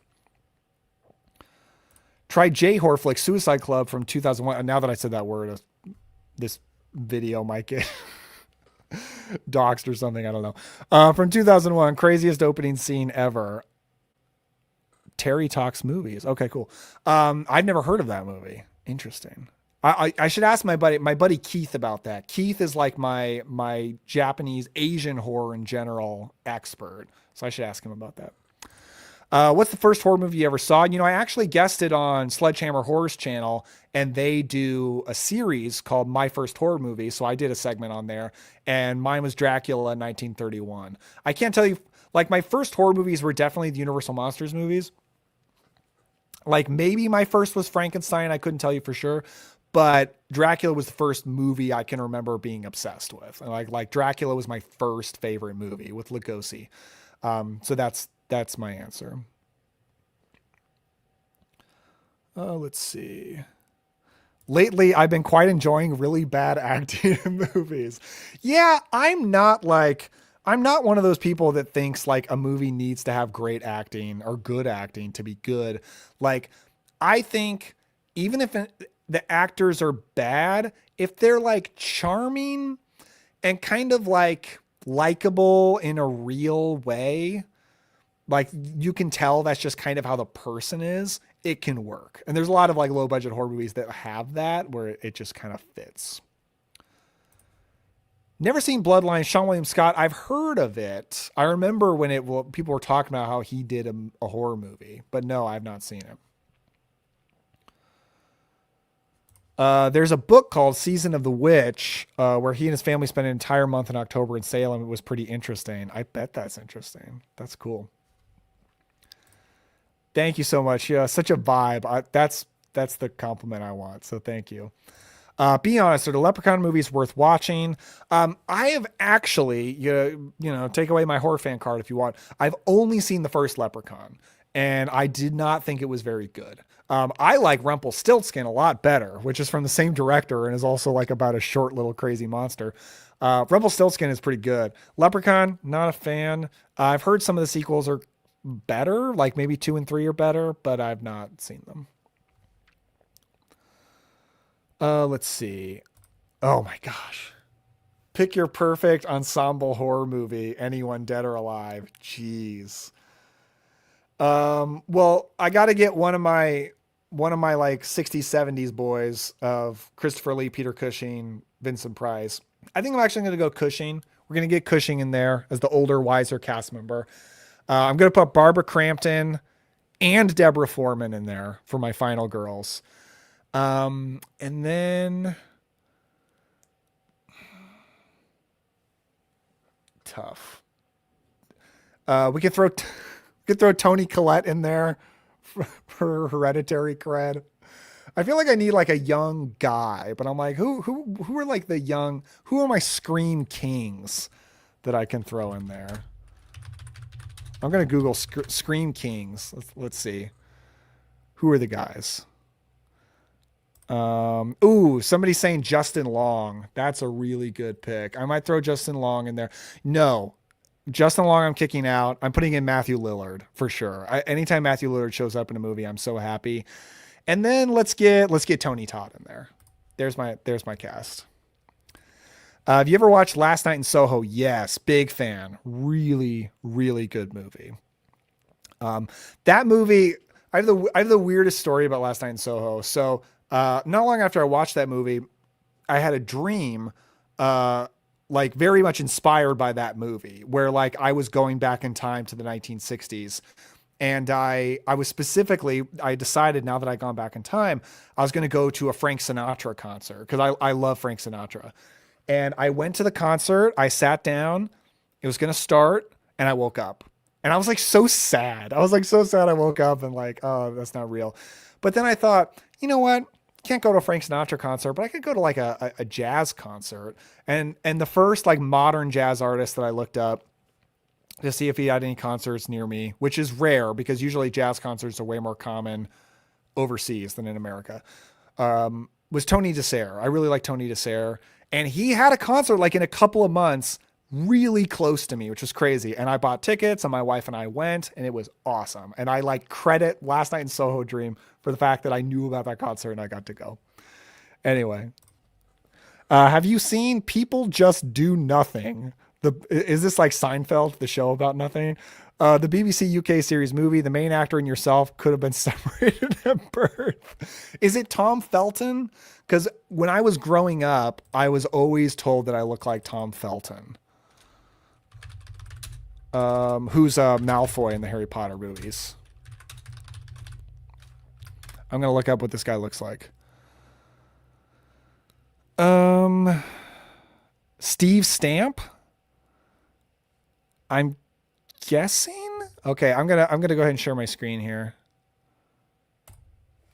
and you guys can see what you think. Now, see, like in person, I always got told that I look like Tom Felton. On this channel, I always get told I look like the drummer from Metallica, whose name is escaping me right now. But I get told that constantly now. Okay. So this is the cast from People Who Just Do Nothing. I'm guessing you mean Steve Stamp, this guy. I could see it. Like, I'm not feeling a great kinship, but I could see it. Yeah.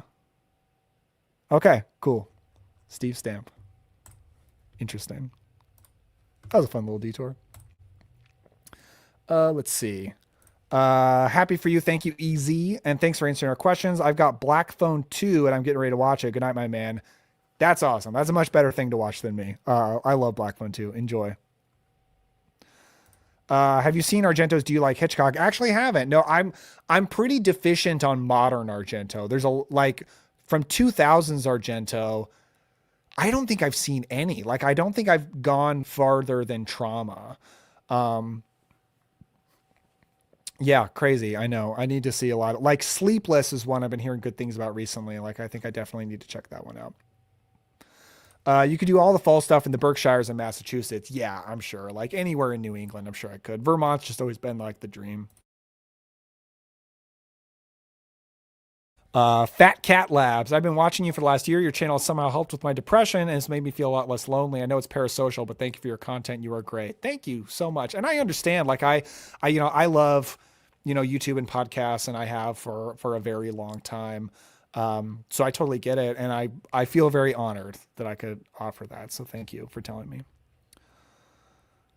Ooh, Grim Life Collective from YouTube has an awesome video showing all the film sites from the fog. Really cool. Ooh, that's awesome. I'm pretty sure my Screen Factory Fog Blu-ray has like a locations featurette on it too. A lot of those early Screen Factory Blu-rays typically did. Whoa, we got Eli in the house. What's up? Thank you so much for being here, dude. It's good to see you. Don't forget to slash that like button and sub to this amazing channel. Thanks, dude. Too kind. What's the oldest but truly scary horror movie you can think of? Let's see. Carnival of Souls springs to mind right away. That's the early 60s. 62, I want to say. Carnival of Souls is amazing. Super, super creepy. Night of the Living Dead, later 60s, but also scary. I'm trying to think like some people might shout out like some of the silent stuff. I'm not the biggest silent horror guy. I can't think of any that I would consider particularly scary. I really like The Unknown, though it's a Lon Chaney silent movie. I wouldn't say it's scary, but it's disturbing. Like it's messed up and crazy. I can't think of any from the 30s, 40s, 50s that I would actually call scary. So, I mean, like I Walked with a Zombie and Cat People have some creepy stuff. I don't know if I go so far as to say scary. So I think I'm going to go Carnival of Souls. I think that's my answer. What's your favorite biographic movie? Mine is Ed Wood. Ed Wood is fantastic. I'm often not the biggest fan of biography movies, but I'm sure there's some that I love. Let me see if I can find a list and I can remind myself. Again, it's being slow. I think it's because I'm live streaming. Here we go. Oh, wow. Here's a list. It's got over 200 films on Letterboxd. I'm just going to share my screen. Let's take a look at some biography movies. That'll be fun. Okay. Ooh, yeah. Amadeus would be a big one. I think Amadeus is amazing. That's such an incredible film. Lawrence of Arabia, a classic, very good. Not like a personal favorite for me, but definitely very good. Let's see. I definitely loved Wolf of Wall Street like back in the day when it came out in theaters. Like it's not one I almost feel like I've grown. I don't know. It's not one I'm particularly interested in rewatching, but I did love it back in the day. Let's see. I've actually never seen Malcolm X, and I hear all the time about how amazing that movie is, and that's what I mean to get around to. Let's see. I actually like Darkest Hour. I know that movie was kind of a punching bag, but I saw it in theaters. I was like, that was a good movie. Elephant Man, I just recently saw, loved that. That Selma was another one that I loved back in the day, but I've not rewatched it since. Let's see. Greatest Showman is fun, not really much of an actual biography. Goodfellas, I forgot you could like consider Goodfellas a biography movie. It is. And that like might be number one, honestly. I love Goodfellas so much. Let's see. Braveheart's another one that like, can you consider it a biography? Like, technically. Very good movie though. I really like Braveheart. Let's see. I like October Sky, biography about Henry Hickam. Not a super celebrity or anything, but it's like a good cozy small town fall movie. I should actually put it at my fall list this year. I should definitely do that. Sound of Music, call it square or dorky all you want. Sound of Music is a fantastic, incredible movie. So that would be one for me. Let's see.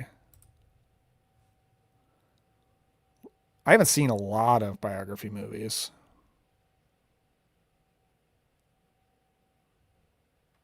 Disaster Artist, entertaining movie. Isn't Togo the like notorious movie now of the film that Disney completely buried? Like it was a straight to Disney Plus movie, and they put it on Disney Plus, and then one day they just took it off, and nobody really knows why, and it just disappeared from existence. You can't watch Togo anymore. I've never seen it, but I've heard that story about it and how weird that is. Starring Willem Dafoe. Um. Oh, well, technically not. Henry Portrait Serial Killer, I do love. It's like based on a guy, but it's not an actual biography movie. Okay, I think that's good. That was fun. Looking at some biographies. Ooh, Spooch says Leprechaun 2 and 3 are amazing slashers. I guess I should watch it. I guess I should. Oh, Leprechaun 3 is a really fun watch. Good late night flick, especially if you're a dude. I'll keep that in mind. What about Italian horror movies like Suspiria and Deep Red? Great atmospheric horror. Absolutely. Phenomenal movies. Hi, would you be willing to grab a Blu-ray from your shelf to end the speculation it is just a poster? Yep.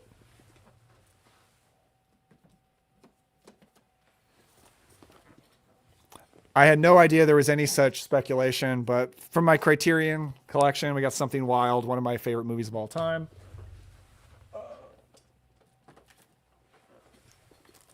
From my Vinegar Syndrome shelf, Resurrection, I actually just bought this, and I've not watched it yet, but it's like kind of a Seven knockoff. Speaking of Seven, it's got Christopher Lambert. By the way, how do you pronounce his name? Because I've always heard people say Christopher Lambert because he's French, and I thought that was like I believe he's French, and I thought that was like the French pronunciation. But some people are telling me it's just Christopher Lambert. So which way is it? Does anybody know? I need to find like a video of him where he introduces himself and actually says it. Like that would be the best source. Anyway, it is not just a poster. It's real movies. Also, I mean, I've got an entire Blu-ray collection video you can watch where I'm literally taking them off the shelf and going through every single one. So you can check that out. I assume this was about my cast, David Dastmalchian. Oh, heck yeah, absolutely. Jerry, no way. You have 100K subbies. Wow, you were like on a few thousand when I joined. Well, thank you for being here for so long. That's amazing. Hey, Daniel, what's in the spooky cupboard? Dare if I ask? This? This isn't a cupboard. This is actually a radio. This is an old radio from, I don't know what decade, but a very long time ago. And it's been in the family for a long, long time. And it was always it was always in our house when I was growing up. It was always around. And then a few years ago, my dad said he was going to get rid of it. And I was like, no, like I will take it. Like that's an important family thing to me. So now I keep it in all the background of my videos and I love it. I think it's such a cool thing. You love Frank Sinatra. You know, Amy Winehouse's first album was named after him. I did not know that. I don't really know anything about Amy Winehouse except for a couple of her songs and that she died very young. But that's cool. That's cool. Absolutely. Steven asks, are the Happy Death Day movies any good in your opinion? Yes. Big fan of the first one. I think it's great. Second one's really fun too. It's honestly less of a horror movie. It almost like it's more of a sci-fi movie, really, but it's also good. And I would love if we got a third one. I don't know if that's going to happen. I think I'm back to where people are talking about when I was talking about jazz. Saw a jazz artist I really liked in a small club in Seattle. The guy was drunk as a skunk. Oh well. One thing I forgot to mention about the jazz concert I went to is it was a Frank Sinatra tribute concert, which made it even weirder that that happened. But it was great. Super enjoyed it.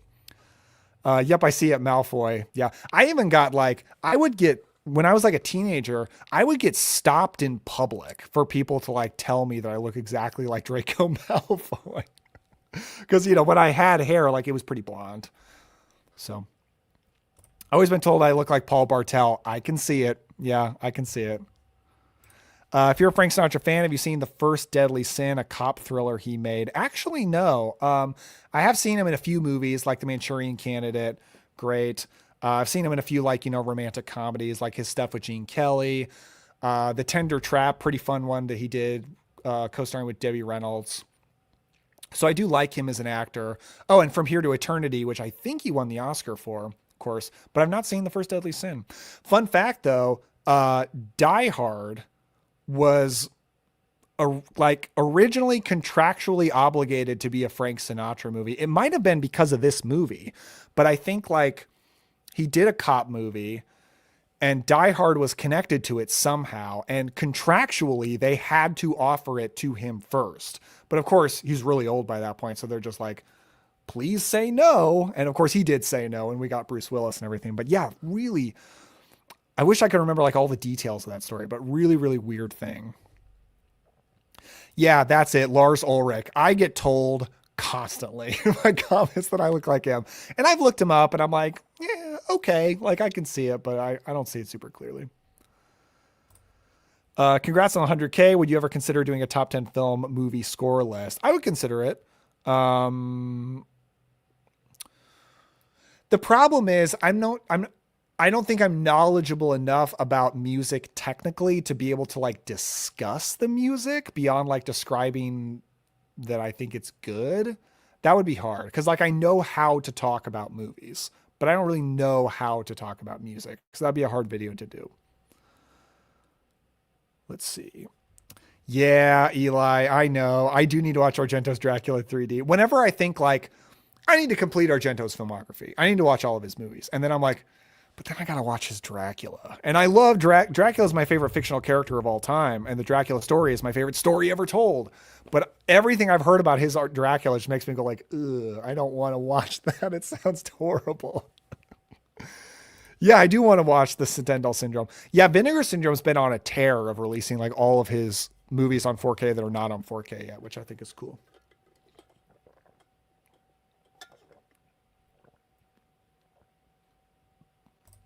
What are some movie podcast channels you recommend on Spotify? My number one would be Pure Cinema. Pure Cinema Podcast. I've been a day one listener to them with Elric Kane and Brian Sauer. It's now under Quentin Tarantino's New Beverly Theater. They're connected somehow. But sometimes I almost consider my channel a little bit of a shorter video version of Pure Cinema, where just like them, I'm just digging for obscure older stuff and talking about it. They do the same kind of thing through podcasts. They're a big inspiration to me, so I love them. I used to love the Screen Drafts podcast back in the day. I ended up getting a little frustrated with them because their episodes are insanely long, unbelievably long, and it's unnecessary. The host just stretches it out like crazy when he so does not need to. But it is an entertaining podcast if you have the time and you can get past that. I honestly don't listen to podcasts as much as I used to these days. I consume more YouTube these days, but I used to be like a huge movie podcast guy, and I ran a movie podcast for a long time, and I was deep into them. Oh, that's a good call out. Night of the Demon, 1956. That's a good early scary movie. I don't think as much as Carnival of Souls, but that's a really good one. Have you considered a review of 30s and 40s old haunted house movies? I mean, I've talked about a lot of them. So like a lot of the 30s and 40s haunted house movies you could name, I've talked about them. But I've not done a video like super specific on them. Except for I have done a video on haunted house movies, and it does have a fair amount of older stuff in it. Love that stuff. Ooh, Jay Murray, not seen a single Argento movie. I mean, you got great times ahead for sure. Like I would recommend Suspiria first. It was my first Italian horror movie, and I just loved it. But then also Bird with the Crystal Plumage is his first movie that put him on the map. And it's just a great mystery thriller. You know, it's a giallo technically, but if you're not into giallo, like still, it's just a great murder thriller mystery. It's really, really great. Oh, let's see. I've never seen Gods and Monsters about James Whale. I don't know why. Like, I just haven't gotten around to it for some reason. I really should, because, James Whale rules. And it's got Brendan Fraser in it, too. Brendan Fraser rules. If you were invited to a true and real possession and exorcism, would you go? No, because, well, I'm trying to decide how to process your use of the words true and real. So like I would say if somebody says there's a real possession exorcism going on here, I mean, it's maybe, controversial for people, but I would say that's a severely mentally ill person. And if someone's performing exorcism on them, I don't think that's right because I don't think that's going to be helpful for them. However, if we are hypothetically saying that it's a real true possession and exorcism, would I go, no, because I don't want to get possessed too. So no, thank you. So my answer either way is no. The movie I want to watch the most one day is The Goonies. Then watch it. Check it out for sure. I haven't seen it since I was a kid, but I used to love it when I was a kid, but I've never rewatched it. But yeah, throw it on. Check it out. Ooh, yeah. I assume this back to the biography thing. Yeah, Spotlight. Great movie. I saw that in theaters when it came out. Loved it. So interesting. Dr. Cthulhu, great name. Really enjoying your content. I worked for Rue Morgue, Bloody Disgusting, and Shock Till You Drop. If you want help with your channel, I'd love to contribute. Wow. That's amazing. Thank you so much for the offer. Yeah. Those are all big, big publications. That's so cool. I don't think I need like research help. I think I'm good on that. But yeah, that's amazing. Daniel, your positivity on almost everything I've ever witnessed you do is extremely warm and cozy vibes. Congrats on 100K. Keep up the good work. Thank you so much. Yeah, my dad is super into the book for October Sky, so he loved the movie growing up. So I saw the movie a lot when I was a kid, but I did rewatch it a few years ago, and I was like, no, this holds up. Like this is a really, really good film. Dude, National Treasure is my childhood. I love National Treasure so much. I have the theory that like National Treasure is the reason that Nick Cage is a big deal for my generation. Like for people a little bit older, he's a big deal because of The Rock, Face Off, Con Air. But for my generation, we were obsessed with National Treasure. Like for people that I knew, I mean, National Treasure might as well have been like Star Wars. Like we love National Treasure, and I still love it. I think it's so much fun. Oh, let's see. Okay, cool. Eli say Resurrection underrated movie. I'm excited to check it out. I've heard it's like very grisly and messed up. So I'm like, yeah, cool. And it's from the 90s. Loving 90s movies lately. So that's great. Yes, National Treasure's Nick Cage movie. It's a cinematic masterpiece. I'm so nostalgic about it. I just love it. Oh, what do you think is the best decade for horror?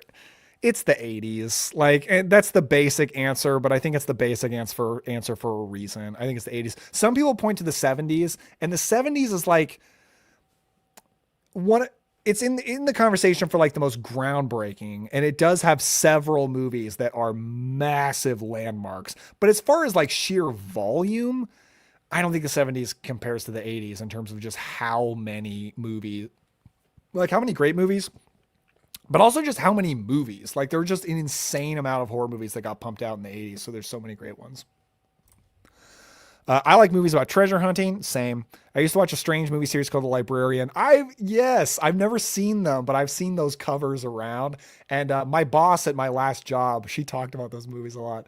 I've never actually watched them, but yeah, I love a good I love a treasure hunting movie. I love a swashbuckler. I love just like a rousing adventure kind of movie. And those kind of movies, it kind of feels like they've died out. Like you don't really get those anymore, which is too bad. But I love those kind of movies. I feel like the movie that killed them was Uncharted with Tom Holland.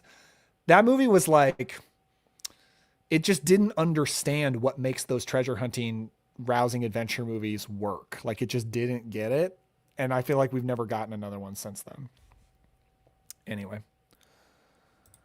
Garrett, born to be rad. Congrats, my dude. Thank you. Dude, I told you I got some people in my comments that are asking, where's your hammer ranking, dude? Where's that hammer ranking? It's all good, you know. But I would love to see how you rank those movies for sure. People are shouting out Garrett. Let's see. The horse movies are bios. Oh, Seabiscuit and Secretariat. I've never seen either of them. Seabiscuit's the one with Tobey Maguire, though, right? That's the movie where he injured his back, so he almost didn't come back for Spider-Man 2. And Jake Gyllenhaal was actually like on the on the, what do you say? Like he was on deck. That's it. Jake Gyllenhaal was like on deck to be the new Spider-Man if Tobey Maguire's back didn't heal. But thank goodness it did, because I would have been so sad if they changed Spider-Man's from 1 to 2. Anyway, let's see. Man with the Golden Arm with Frank Sinatra is great. I don't think I've seen that one, but you did remind me there's one drama with him I have seen. What's it called? I have it back here. I have it on Warner Archive Blu-ray. What's that movie called? I don't think I'm going to find it this way. I'm going to look it up real quick. Yeah, there's a Frank Sinatra drama. It's him and Dean Martin. Dean Martin's in it too. Who is the female? Oh, yeah, and Shirley MacLaine. What's that movie called? That's an incredible movie. It is called... Where the heck is it? Oh, yeah. Some Came Running. That's it.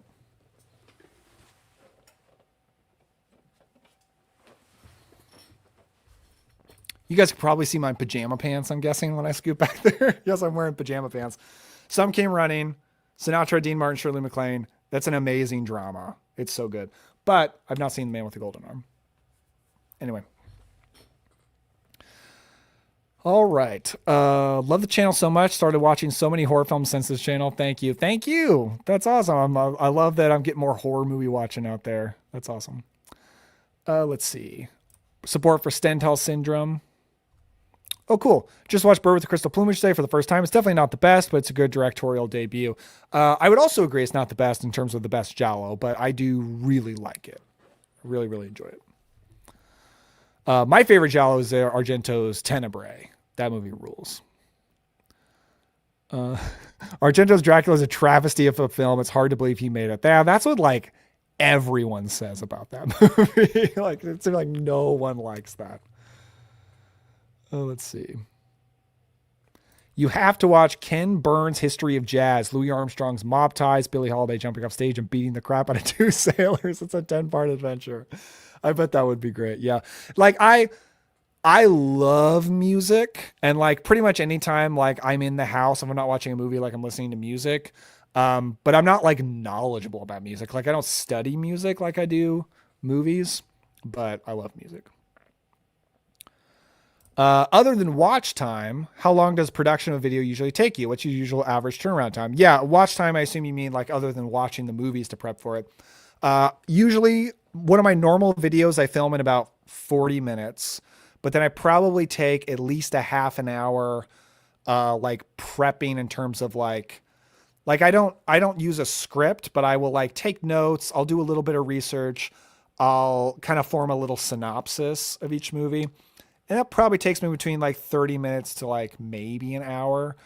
But then my filming time, pretty consistent, usually 40 minutes if it's a normal talking about 10 movies. And then it'll take me like pretty much an entire workday to edit a movie, to edit a video. So about 8 hours. But then that'll often like include like making the thumbnail, doing the timestamps, putting the physical media links in there, all that, all the posting stuff. So probably about like 8 hours for like full production. So we're probably looking at 9 to 10 hours to make a video, probably. And I wish I could make the editing faster, but it's tough. It's tough. Like, cause I really do put a lot of work into the editing. Love your channel, bud. You have a true passion for the horror genre. Yes, I do. I love these movies. Oh boy. Here we go. People ask me about this all the time. It's so up your alley. It's ridiculous. Yeah, Dark Secret of Harvest Home. I really want to see it, but I can't see it in any kind of decent quality. Like it doesn't exist. It doesn't seem to exist or be available in any way in a decent quality. And like, don't get me wrong. I don't need it to be 4K. I don't even need it to be Blu-ray. Like I'll take like DVD quality, but the version streaming on YouTube just looks horrible. And I've tried to watch it and I'm just like, I just can't. Like, I feel like I can't even make out their faces. If somebody can point me to a way to watch this that looks decent, I will check it out. But so far, I have not been able to find a way to see it.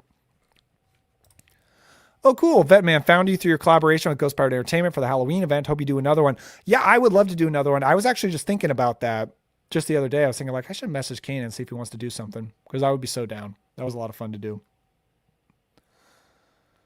Yeah, Robert, we were just talking about that quite a bit. Robert Duvall died at 95. Yeah, sad to lose him, but also like mainly I'm just cheering that guy on. Like he rocked it to 95 years old. Almost nobody does that and was pretty active, like pretty much to the end. And I think that's incredible. You know what's a lot more sad is James Vanderbeek just died. He was like late. Was he around 40, I think? Something like that. That's crazy, crazy young. I don't know him like super well. Like I haven't watched a lot of James Vanderbeek stuff, but of course I'm aware of him. I was just very sad and he passed away so young. My favorite horror movie is from the 70s, but 80s was the best decade for horror overall. Yeah, totally get it. Favorite animated horror movie, if that is allowed. It is allowed. Actually, um,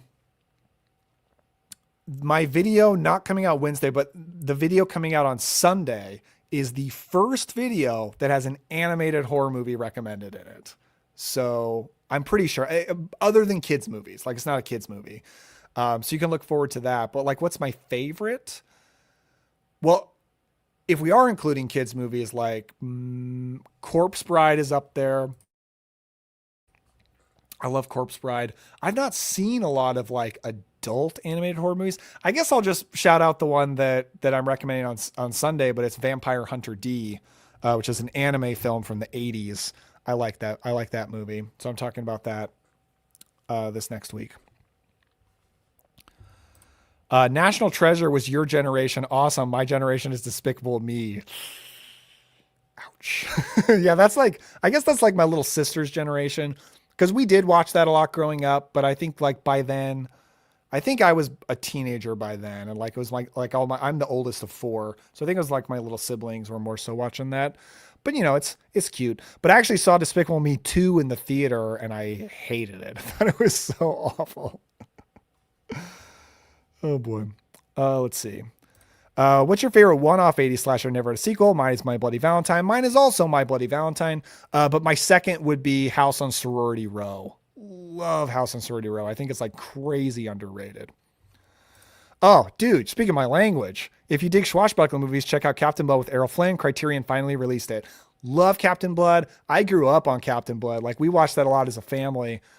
It's fantastic. And I've always been rooting for it to get a Blu-ray. And I always thought it was crazy it took so long. But yes, Criterion just put it out. I always expected it would be Warner Archive, but I'm glad that it's Criterion. I believe I remember like saying on live streams before, like, I think Warner Archive will put it out, but it deserves to get a Criterion. And that actually happened. So I will pick it up probably in the July sale. Cause I usually only pick up Criterions in the sales and I don't like need it right now. I can wait. I've seen it a lot, but yeah, that's very cool. Holy cow, we just got another super chat from CJG 1419 for 9.99. Thank you so much. It doesn't have a message, so nothing I can read, but I super appreciate you. Thank you, thank you. I'd wear pajama pants 24/7 if I could. I work from home, so I mean I could, but generally when I'm working from home, because of course I work from home too, I'm usually wearing joggers. Joggers is what I rock around the house during the day. But then usually in the evening after I put my kid to bed, I will usually change into pajama pants. That's generally the move. Also, as a subscriber and fan, I personally give you permission to branch out occasionally, do listen to other genres whenever you need a break. For example, your favorite action movies by decade. I actually have been branching out more often lately, and it seems to be working quite well. Like my biggest videos of the year so far are not horror specific, which is pretty cool. But like I always say, like I don't stick to horror as much as I do out of obligation. I really do just prefer to watch horror movies most of the time. But I have been feeling like watching other genres more lately this year. And I have been talking about that more, and it has been working. The only thing that I've figured out is it seems like I can do a horror list and it does well. I can do a non-genre specific list and it does well. But if I specify the genre and it's not horror, that doesn't do as well. Like I've discovered people on YouTube do not want to click on videos about action movies. It seems like in general, action movie top focus videos are not popular. And I don't know why. It may be that like action fans like to watch action movies, but they don't really care about hearing people discuss them, which I can understand. That might be it. But like, so I can talk about action movies in non-genre specific lists. But if I do an action specific video, if like pretty much anyone does an action specific video, it typically does not do well, which is weird. But maybe I'll bite the bullet and do it one day. I don't know. But so far it seems like doing like non-genre specific, those tend to be working quite well these days.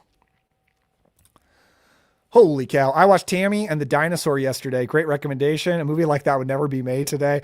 I mean, a movie like that would never be made then either. And yet somehow they did it. Like, that's the kind of movie that's just like, how? No matter when it comes out, like, how did you do this?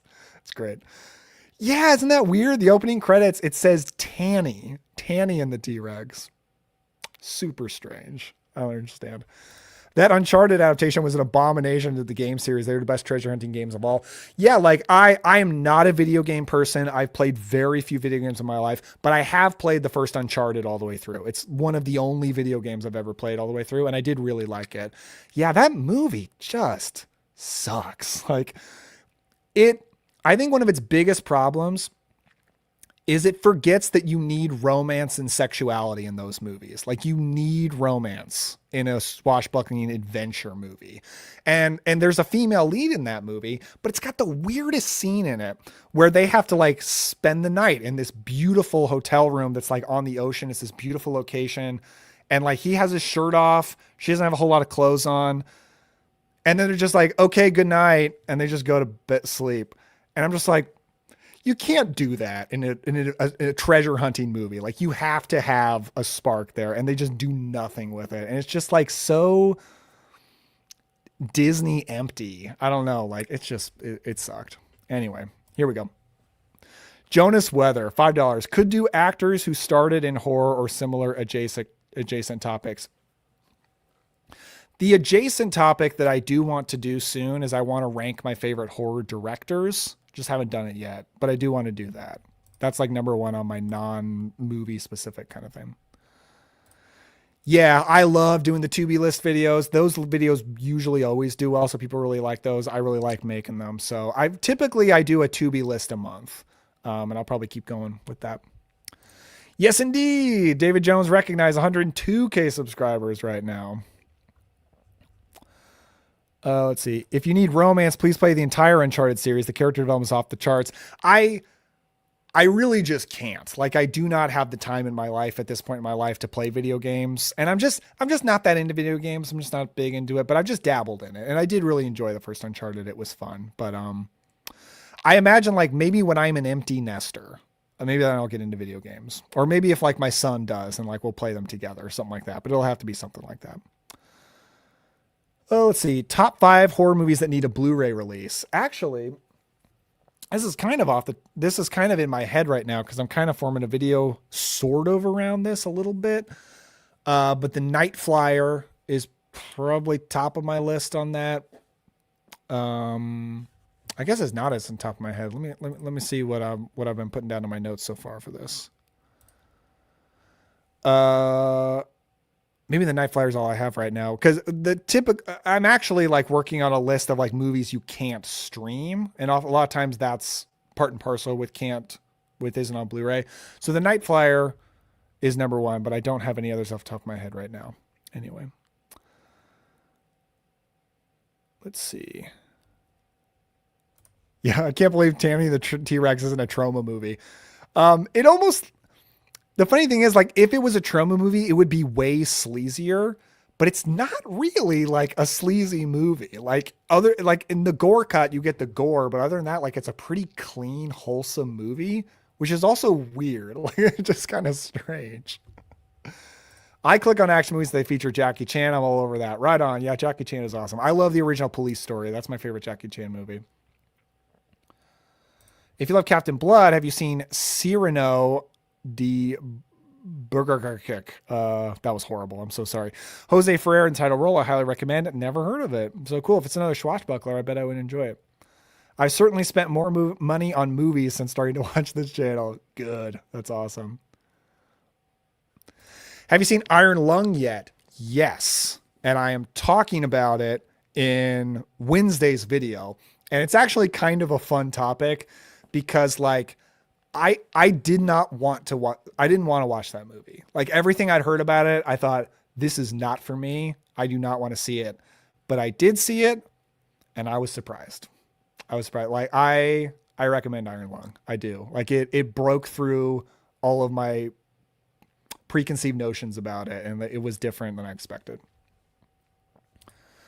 Let's see. Hey, congrats. First time commenting. Just wanted to say live. I love your channel. Very picky about the film content I follow. Cool. So glad you're always so positive about everything. Yeah. Thank you so much. I really appreciate it. My favorite no sequel slasher is 80 slashers April Fool's Day. Good choice. April Fool's Day is a lot of fun. Ooh, you didn't include May 2002 in your best of 2000s horror list. Answer for yourself. That was another one that like it was on the list and it just kept getting pushed down by as I added more movies to it. And it just ended up getting pushed out of the top 30. I do really, really like May. I think it's really good. I do stand by putting the 30 movies I put ahead of it though, but it's good. And it would be like in my top 40 for sure. Corpse Bride scared me. Good. I love Corpse Bride. It's great. Yeah. Have you seen I Am Not a Serial Killer? I thought it would fit great in your suburban horror list. It would. I haven't seen it in a long time, so I couldn't talk about it in a video. I'd have to rewatch it, but I remember I liked it. Christopher Lloyd's in that movie. So I do need to check it out again. I think I would enjoy rewatching that. Vampire Hunter D is great. Still have my VHS. Cool. That movie's actually on Shudder right now. I was surprised. Like a lot of anime films, particularly like older ones, harder to see on streaming, except like maybe Crunchyroll or something, or the Studio Ghibli stuff on HBO Max. Vampire Hunter D is on Shudder, so you can just go check it out there, and it looks great. Like I just rewatched it on Shudder, and it looks beautiful. The animation totally holds up. Let's see. Have you seen Constantine? Dude, I feel like I haven't shut up about Constantine lately. I discovered it late last year and I loved it. It was awesome. Real good. For you, what was the first movie or show that launched your fascination with the genre? For me, it was Poltergeist and a TV show from the late 80s called Werewolf. For me, it was kind of Poltergeist too, but originally it was the Universal Monsters. Universal Monsters first, and then like Vincent Price and Hammer. And I loved all that stuff, but anything slightly more modern, like I'm talking even like late 70s modern, like I couldn't handle it. I was way too scared as a kid. But then I saw Poltergeist and I loved Poltergeist, and it just kind of broke that part of me that was too scared of horror movies. And from then on, like I just loved horror, and I wasn't like, I still get scared by them occasionally, but it's always in a fun way. Ever since I saw Poltergeist, it's always been fun. Let's see. I should probably wrap. Oh my gosh, I'm going for like 2.5 hours. This is insane. All right, let me see if there's any last minute questions that I want to Have you gotten Diet Gothic Volume 2? I have not. The first one actually got sent to me by the label, and which I was super thankful for because I ended up really enjoying it. They did not send me Volume 2. So I haven't looked into buying it because I've been buying a lot less lately. Um, but I think my buddy Keith, who I just mentioned, I think he highly recommended one of the movies in there, but I can't remember which one. He's the guy like is super into Asian horror. So I was asking him about this kind of stuff, and I think he loved something in there. Yeah, James Vanderbeek, 48, really sad. Yeah, that's colon cancer. I think I heard. My wife told me that like a lot of people have been dying from that lately, which is scary. Get your colonoscopies, I guess. Not being able to find a region one Night Flyer. So when I use PlayStation, I can only switch a number of times where I can't watch it anymore. Yeah, I don't own the Night Flyer. Thankfully, it's on YouTube. So pretty much anytime I watch it, I've just watched it on YouTube, which is nice. But I would love to own a restored Blu-ray. That'd be great. Daniel, you're born and raised in Missouri. Not quite. I was born in Oregon, and we lived there until I was 8. And then we moved out here because partially just because the cost of living is astronomically lower than in Missouri than it is in Oregon. So my family could actually like afford to buy a house over here. And I've been here ever since. Are you planning any more Paul Naschy videos? I'm not planning any more Paul Naschy specific videos because honestly, now that I'm full time, like I need the videos to do well, and Paul Naschy is too niche to focus videos on because they like my last Paul Naschy specific video got like maybe like 15,000 views, which is great, but I kind of at this point need them to be higher. But I still like talk about Paul Naschy. I'll like put him into other lists. Like actually, Sunday's video has a Paul Naschy movie in it. So there you go. Mark said, I'm actually in the Night Flyer. What? I'm actually in the background on both angles, and Miguel Ferrer is talking to the bartender. LOL. That's so cool. Mark, what are you doing? Like, get this movie out on Blu-ray. Like, you're involved in it, dude. Like, I think this is your fault now that it's not on Blu-ray. Get it out there, bro. Oh, let's see. As a fellow who appreciates 80s high school movies, ever seen Just One of the Guys? Yes, it's been many years. So it's another one that like I couldn't like review it for you. I'd have to rewatch it, but I remember I enjoyed it. Oh, let's see. Watched The Vast of Night last weekend based on recommendation of one of your videos. Really enjoyed it. Yes, wouldn't have heard of it without your channel. I'm so glad to hear about that. That was big surprise for me. That's one of my top discoveries of the year so far for sure. Like I just love that movie. Don't you use Instagram, bro? Yes, I do. Actually, I should plug that. I definitely recommend everybody go follow Cobweb's channel on Instagram because I've been posting there a lot more lately. And I post a lot of like super casual short videos that just whenever I want to talk about something. The kind of stuff that's like kind of too low key and not exciting enough to put on the YouTube channel, but I just casually put more stuff on Instagram these days. So yeah, go check out Cobweb's channel on Instagram. Have you seen LA Confidential? Of course. It's been a long time, but I remember thinking it was great. I looked it up. Blu-ray as a is a high density optical disc format used primarily for storing high definition video. Yes, it is. It absolutely is. I'm guessing you're very young. That's okay. No shame. I haven't seen Iron Lung yet, but it seems like some people wanted to hate it. You can almost say that about me. Like I was biased against it. Like I thought it sounded real bad and I did not want to watch it. But I only went to see it because like so many people were talking about it. Like I just wanted to have an opinion on it. I wanted to be able to include it in my end of year ranking. So I was like, and I knew that like if I don't go see it in the theater, I will never see it because I'm never going to throw this on at home when I can watch anything I want. So I went to the theater and it's pretty good, man. I really did like it actually. It's pretty crazy. Barnabas is an OG. He's been around here for so long. I mean, he's an ancient vampire, so you would expect him to. But thank you so much for the $9.99 super chat. Congrats, Daniel. Appreciate all the hard work you put in. Thank you. I appreciate that you've been watching for so long. Seriously. Yeah, Vampire Hunter D Bloodlust. I actually, because I talked about Vampire Hunter D in this video, like I kind of wanted to see the sequel too, and I put on Vampire Hunter D Bloodlust. But unfortunately, the only way to see it is on YouTube because unlike the first one, it's not officially available on streaming. The version on YouTube doesn't look very good. And I couldn't get into it. I was just like, I don't know that I'm that much of an anime guy anymore. Because I was never a big anime guy, but I used to dabble in it more than I do now. And I was like, I was just not vibing with it. I didn't finish it, but then I went back to the original Vampire Hunter D, which I'd seen before, and I was like, let me see if I still like this. And I do still like it, it turns out. So I like the first one. It is a lot more gothic than the sequel is, which I think just speaks to me more. Let's see. I've not seen Dead End. Oddly enough, like I people recommend that movie to me a lot, and I've never seen it. I'm gonna add it to the recommendation list we got going on. I'm gonna have to recap this for you guys at the end.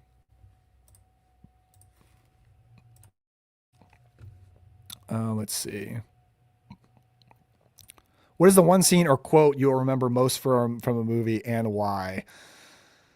I mean, like as far as just like memorable, like powerful to me, like so, almost every scene from Good Will Hunting, that movie means so much to me. It's probably like my favorite drama of all time. Um, there's so much. I mean, like my favorite quote from it is I think the final line is "Son of a bitch, she stole my line." I love it so much. Everything in Good Will Hunting is amazing. Awesome. I'm in Texas, but we love going to Missouri. My brother is in Texas, so very cool. I wish he would move back though. I miss him. He's great. Let's see. Are there any scenes or character actions from the movie remind you of your own life experiences? I think part of the reason that like when I first saw Fright Night, which is my favorite movie, like I connected to it so much is I did see myself in Charlie Brewster and I like he just kind of felt like me. Um Other than pressuring his girlfriend in the opening scene, of course. But the way like he was just so obsessed with the old vampire movies and just his whole vibe, like I just felt such a kinship with Charlie Brewster and I still do. Ooh, we got Elric. This is my my best friend since high school, who I just talked about a little bit. Thanks, man. Thank you so much. I appreciate you. Sasquatch or real? I kind of hope so. I just think that would be so cool. Honestly, I'm open to it. Have you ever been involved in any way with an indie film? No. We used to like do some like little short films like with some friends back in like late high school, early post high school, and like we would always take part in this annual film contest called Sato 48, where you would be given parameters, and then you would have to go make a short film within 48 hours, and then they would all get screened at the end at an actual theater, and we would do that every year. So I would always act in those. I would pretty much like I'd be involved a little bit in the writing, and then I would act, and like that's pretty much what I always did. So we did some of those, but no, nothing beyond that. I always say that like I don't have any interest in being a director. I don't even I don't not really in being a writer either. Like I always say, like if I write something and publish it, it'll be a nonfiction book about movies.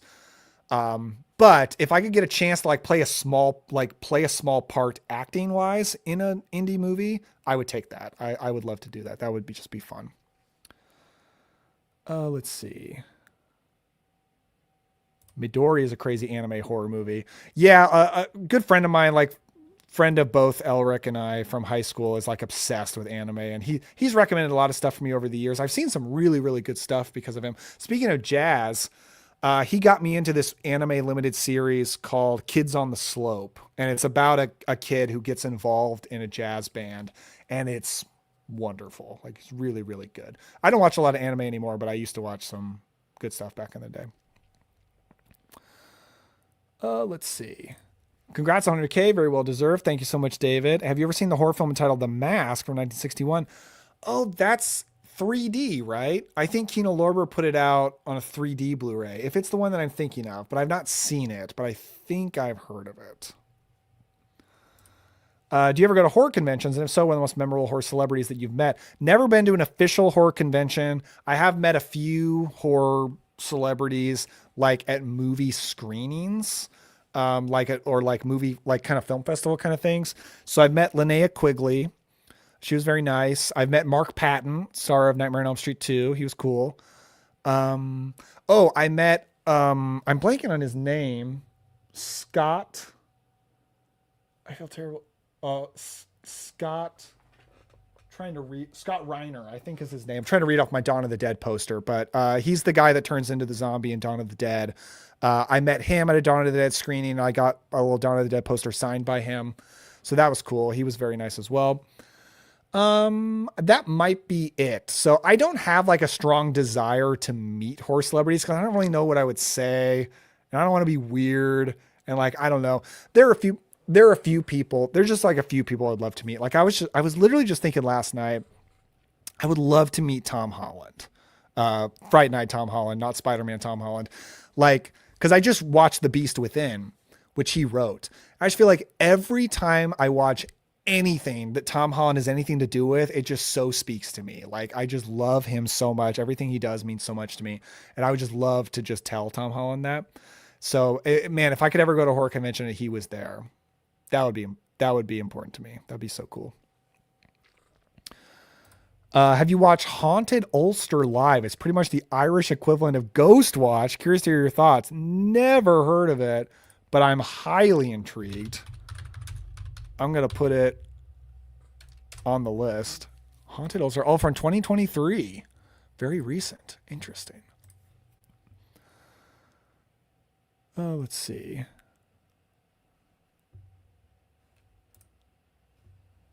Oh, thanks. I mean, it's just me babbling, but I'm glad you're enjoying it. Oh, we got some more support for Haunted Ulster Live. Cool. How old is your son going to be before you introduce him to horror movies? He already has. He doesn't just seem to be scared by scary stuff. Like he's obsessed with Spirit Halloween. You know, we went to Spirit Halloween as much as we could last Halloween season, but I'm not kidding you. Every single day, he's 3 years old. Every single day, he comes up to me and he says, I want to go to Spirit Halloween next Halloween. And I'm like, cool, we'll do it. I promise. So he just loves spooky stuff. I've watched a fair amount of spooky stuff with him. Honestly, like, this might make me kind of a bad parent. I'm sorry. But I watched The Barn last year to prepare for my Halloween video. And he came and sat with me and he watched The Barn with me. And he loved it. And he calls it the Spooky Guys movie. And because it's got those three scary guys, the scarecrow and the pumpkinhead guy and everything. He calls them the Spooky Guys. He talked about the movie for so long after. He loved it. He also watched Trick or Treat 1986 with me.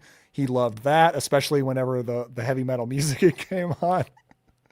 So I don't know, like I don't think there's anything particularly wrong with those movies, and he had a lot of fun with them. So, what kind of music do you listen to? Who's your favorite artist band? I listen to a lot of different kinds of music. So my first love of music was jazz. That was like the first kind of music I got obsessed with when I was a kid.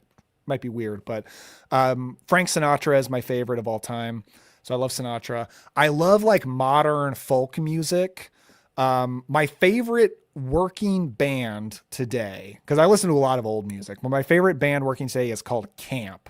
It's Camp with two A's. Camp. And they're like folksy, little bit country, but I certainly wouldn't call them a country band. The guy has a really like raspy voice, and I really admire like raspy voices because it's hard to do. And I love that band so much. And then I love the Midnight, so I love like synth music, like 80s style synth music too. As far as older stuff, like I love Elvis. I love a lot of, and then a lot of music I listen to like is less artist specific, but I just like picking like my favorite songs from different eras. So like I love 80s music. My favorite artist of the 80s is probably Eddie Money. Huge Eddie Money fan. I think Take Me Home Tonight is the greatest song of the 80s. Come at me. And then like I like a lot of 60s, 70s music. Again, like just kind of picking songs I like from a lot of different artists and putting big playlists together. I like some modern jazz artists like Jamie Cullum is big with me. I think Jamie Cullum's kind of a genius. He's a British guy. He's been doing stuff ever since I was a kid. And yeah, that's some of the stuff that I listen to. Never really listened to Tom Waits much, actually. Like, I don't know if I've ever like tried to listen to his music, but of course I like Tom Waits in Dracula and also in Ballad of Buster Scruggs. He's in that movie too. Have a good one, Anthony. Yeah, I gotta be logging off pretty soon as well. Okay, I'm guessing this is about like an anime thing because we were talking about that. The director made a new movie, which is the longest animated film ever. I hope it gets a Blu-ray release. That's interesting. Met Bruce Campbell at a book signing after Chins came out. One of the coolest dudes I've met. Yeah, my buddy Seth, who I was just talking about, he was telling me that he's like kind of in the filmmaking world, but not like with movies, more like with commercials and weddings and stuff like that. But he works with some people who used to work for Sam Raimi's studio, Ghost House. And they were talking about how, like, anytime Bruce Campbell came, he was the coolest guy. Like, he knew everybody's name. He would buy everybody lunch, and like everybody just loved him, and he was super nice. Just love to hear that. I love to hear those kind of stories.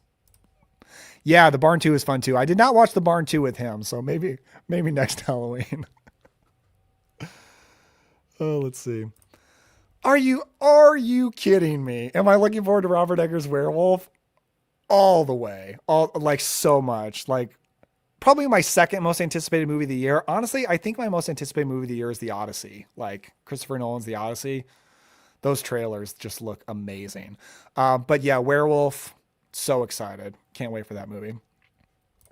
Yeah, I love Samara Joy. She's one of the best, like, just new jazz vocalists to pop up. Big fan of her. She did a Christmas concert in my town a couple of years ago, but the tickets were like crazy expensive. I don't know why they were so expensive. I couldn't afford them. But yeah, I love her albums that she's been doing. There's another young jazz singer girl. Her name is Katie Georgie, but her name is like really difficult to spell. But she's fantastic too. And she writes a lot of her own songs, and they sound like old jazz standards, but they're new, and she's really great. Let's see. Looking forward to Evil Dead Burn. I mean, yeah, like, not super looking forward to it because I didn't love Evil Dead Rise. So here's the hoping that I like this one more. Always down to see another Evil Dead movie. Okay, folks. I think that's gonna wrap it up for me. We're coming up on 3 hours now, so I think I gotta call it quits. This has been a lot of fun. Really enjoyed talking to you guys. Thank you so much for subscribing. Thank you so much for getting this up to 102,000 subscribers. Absolutely crazy. I appreciate you all, and I'll see you next time.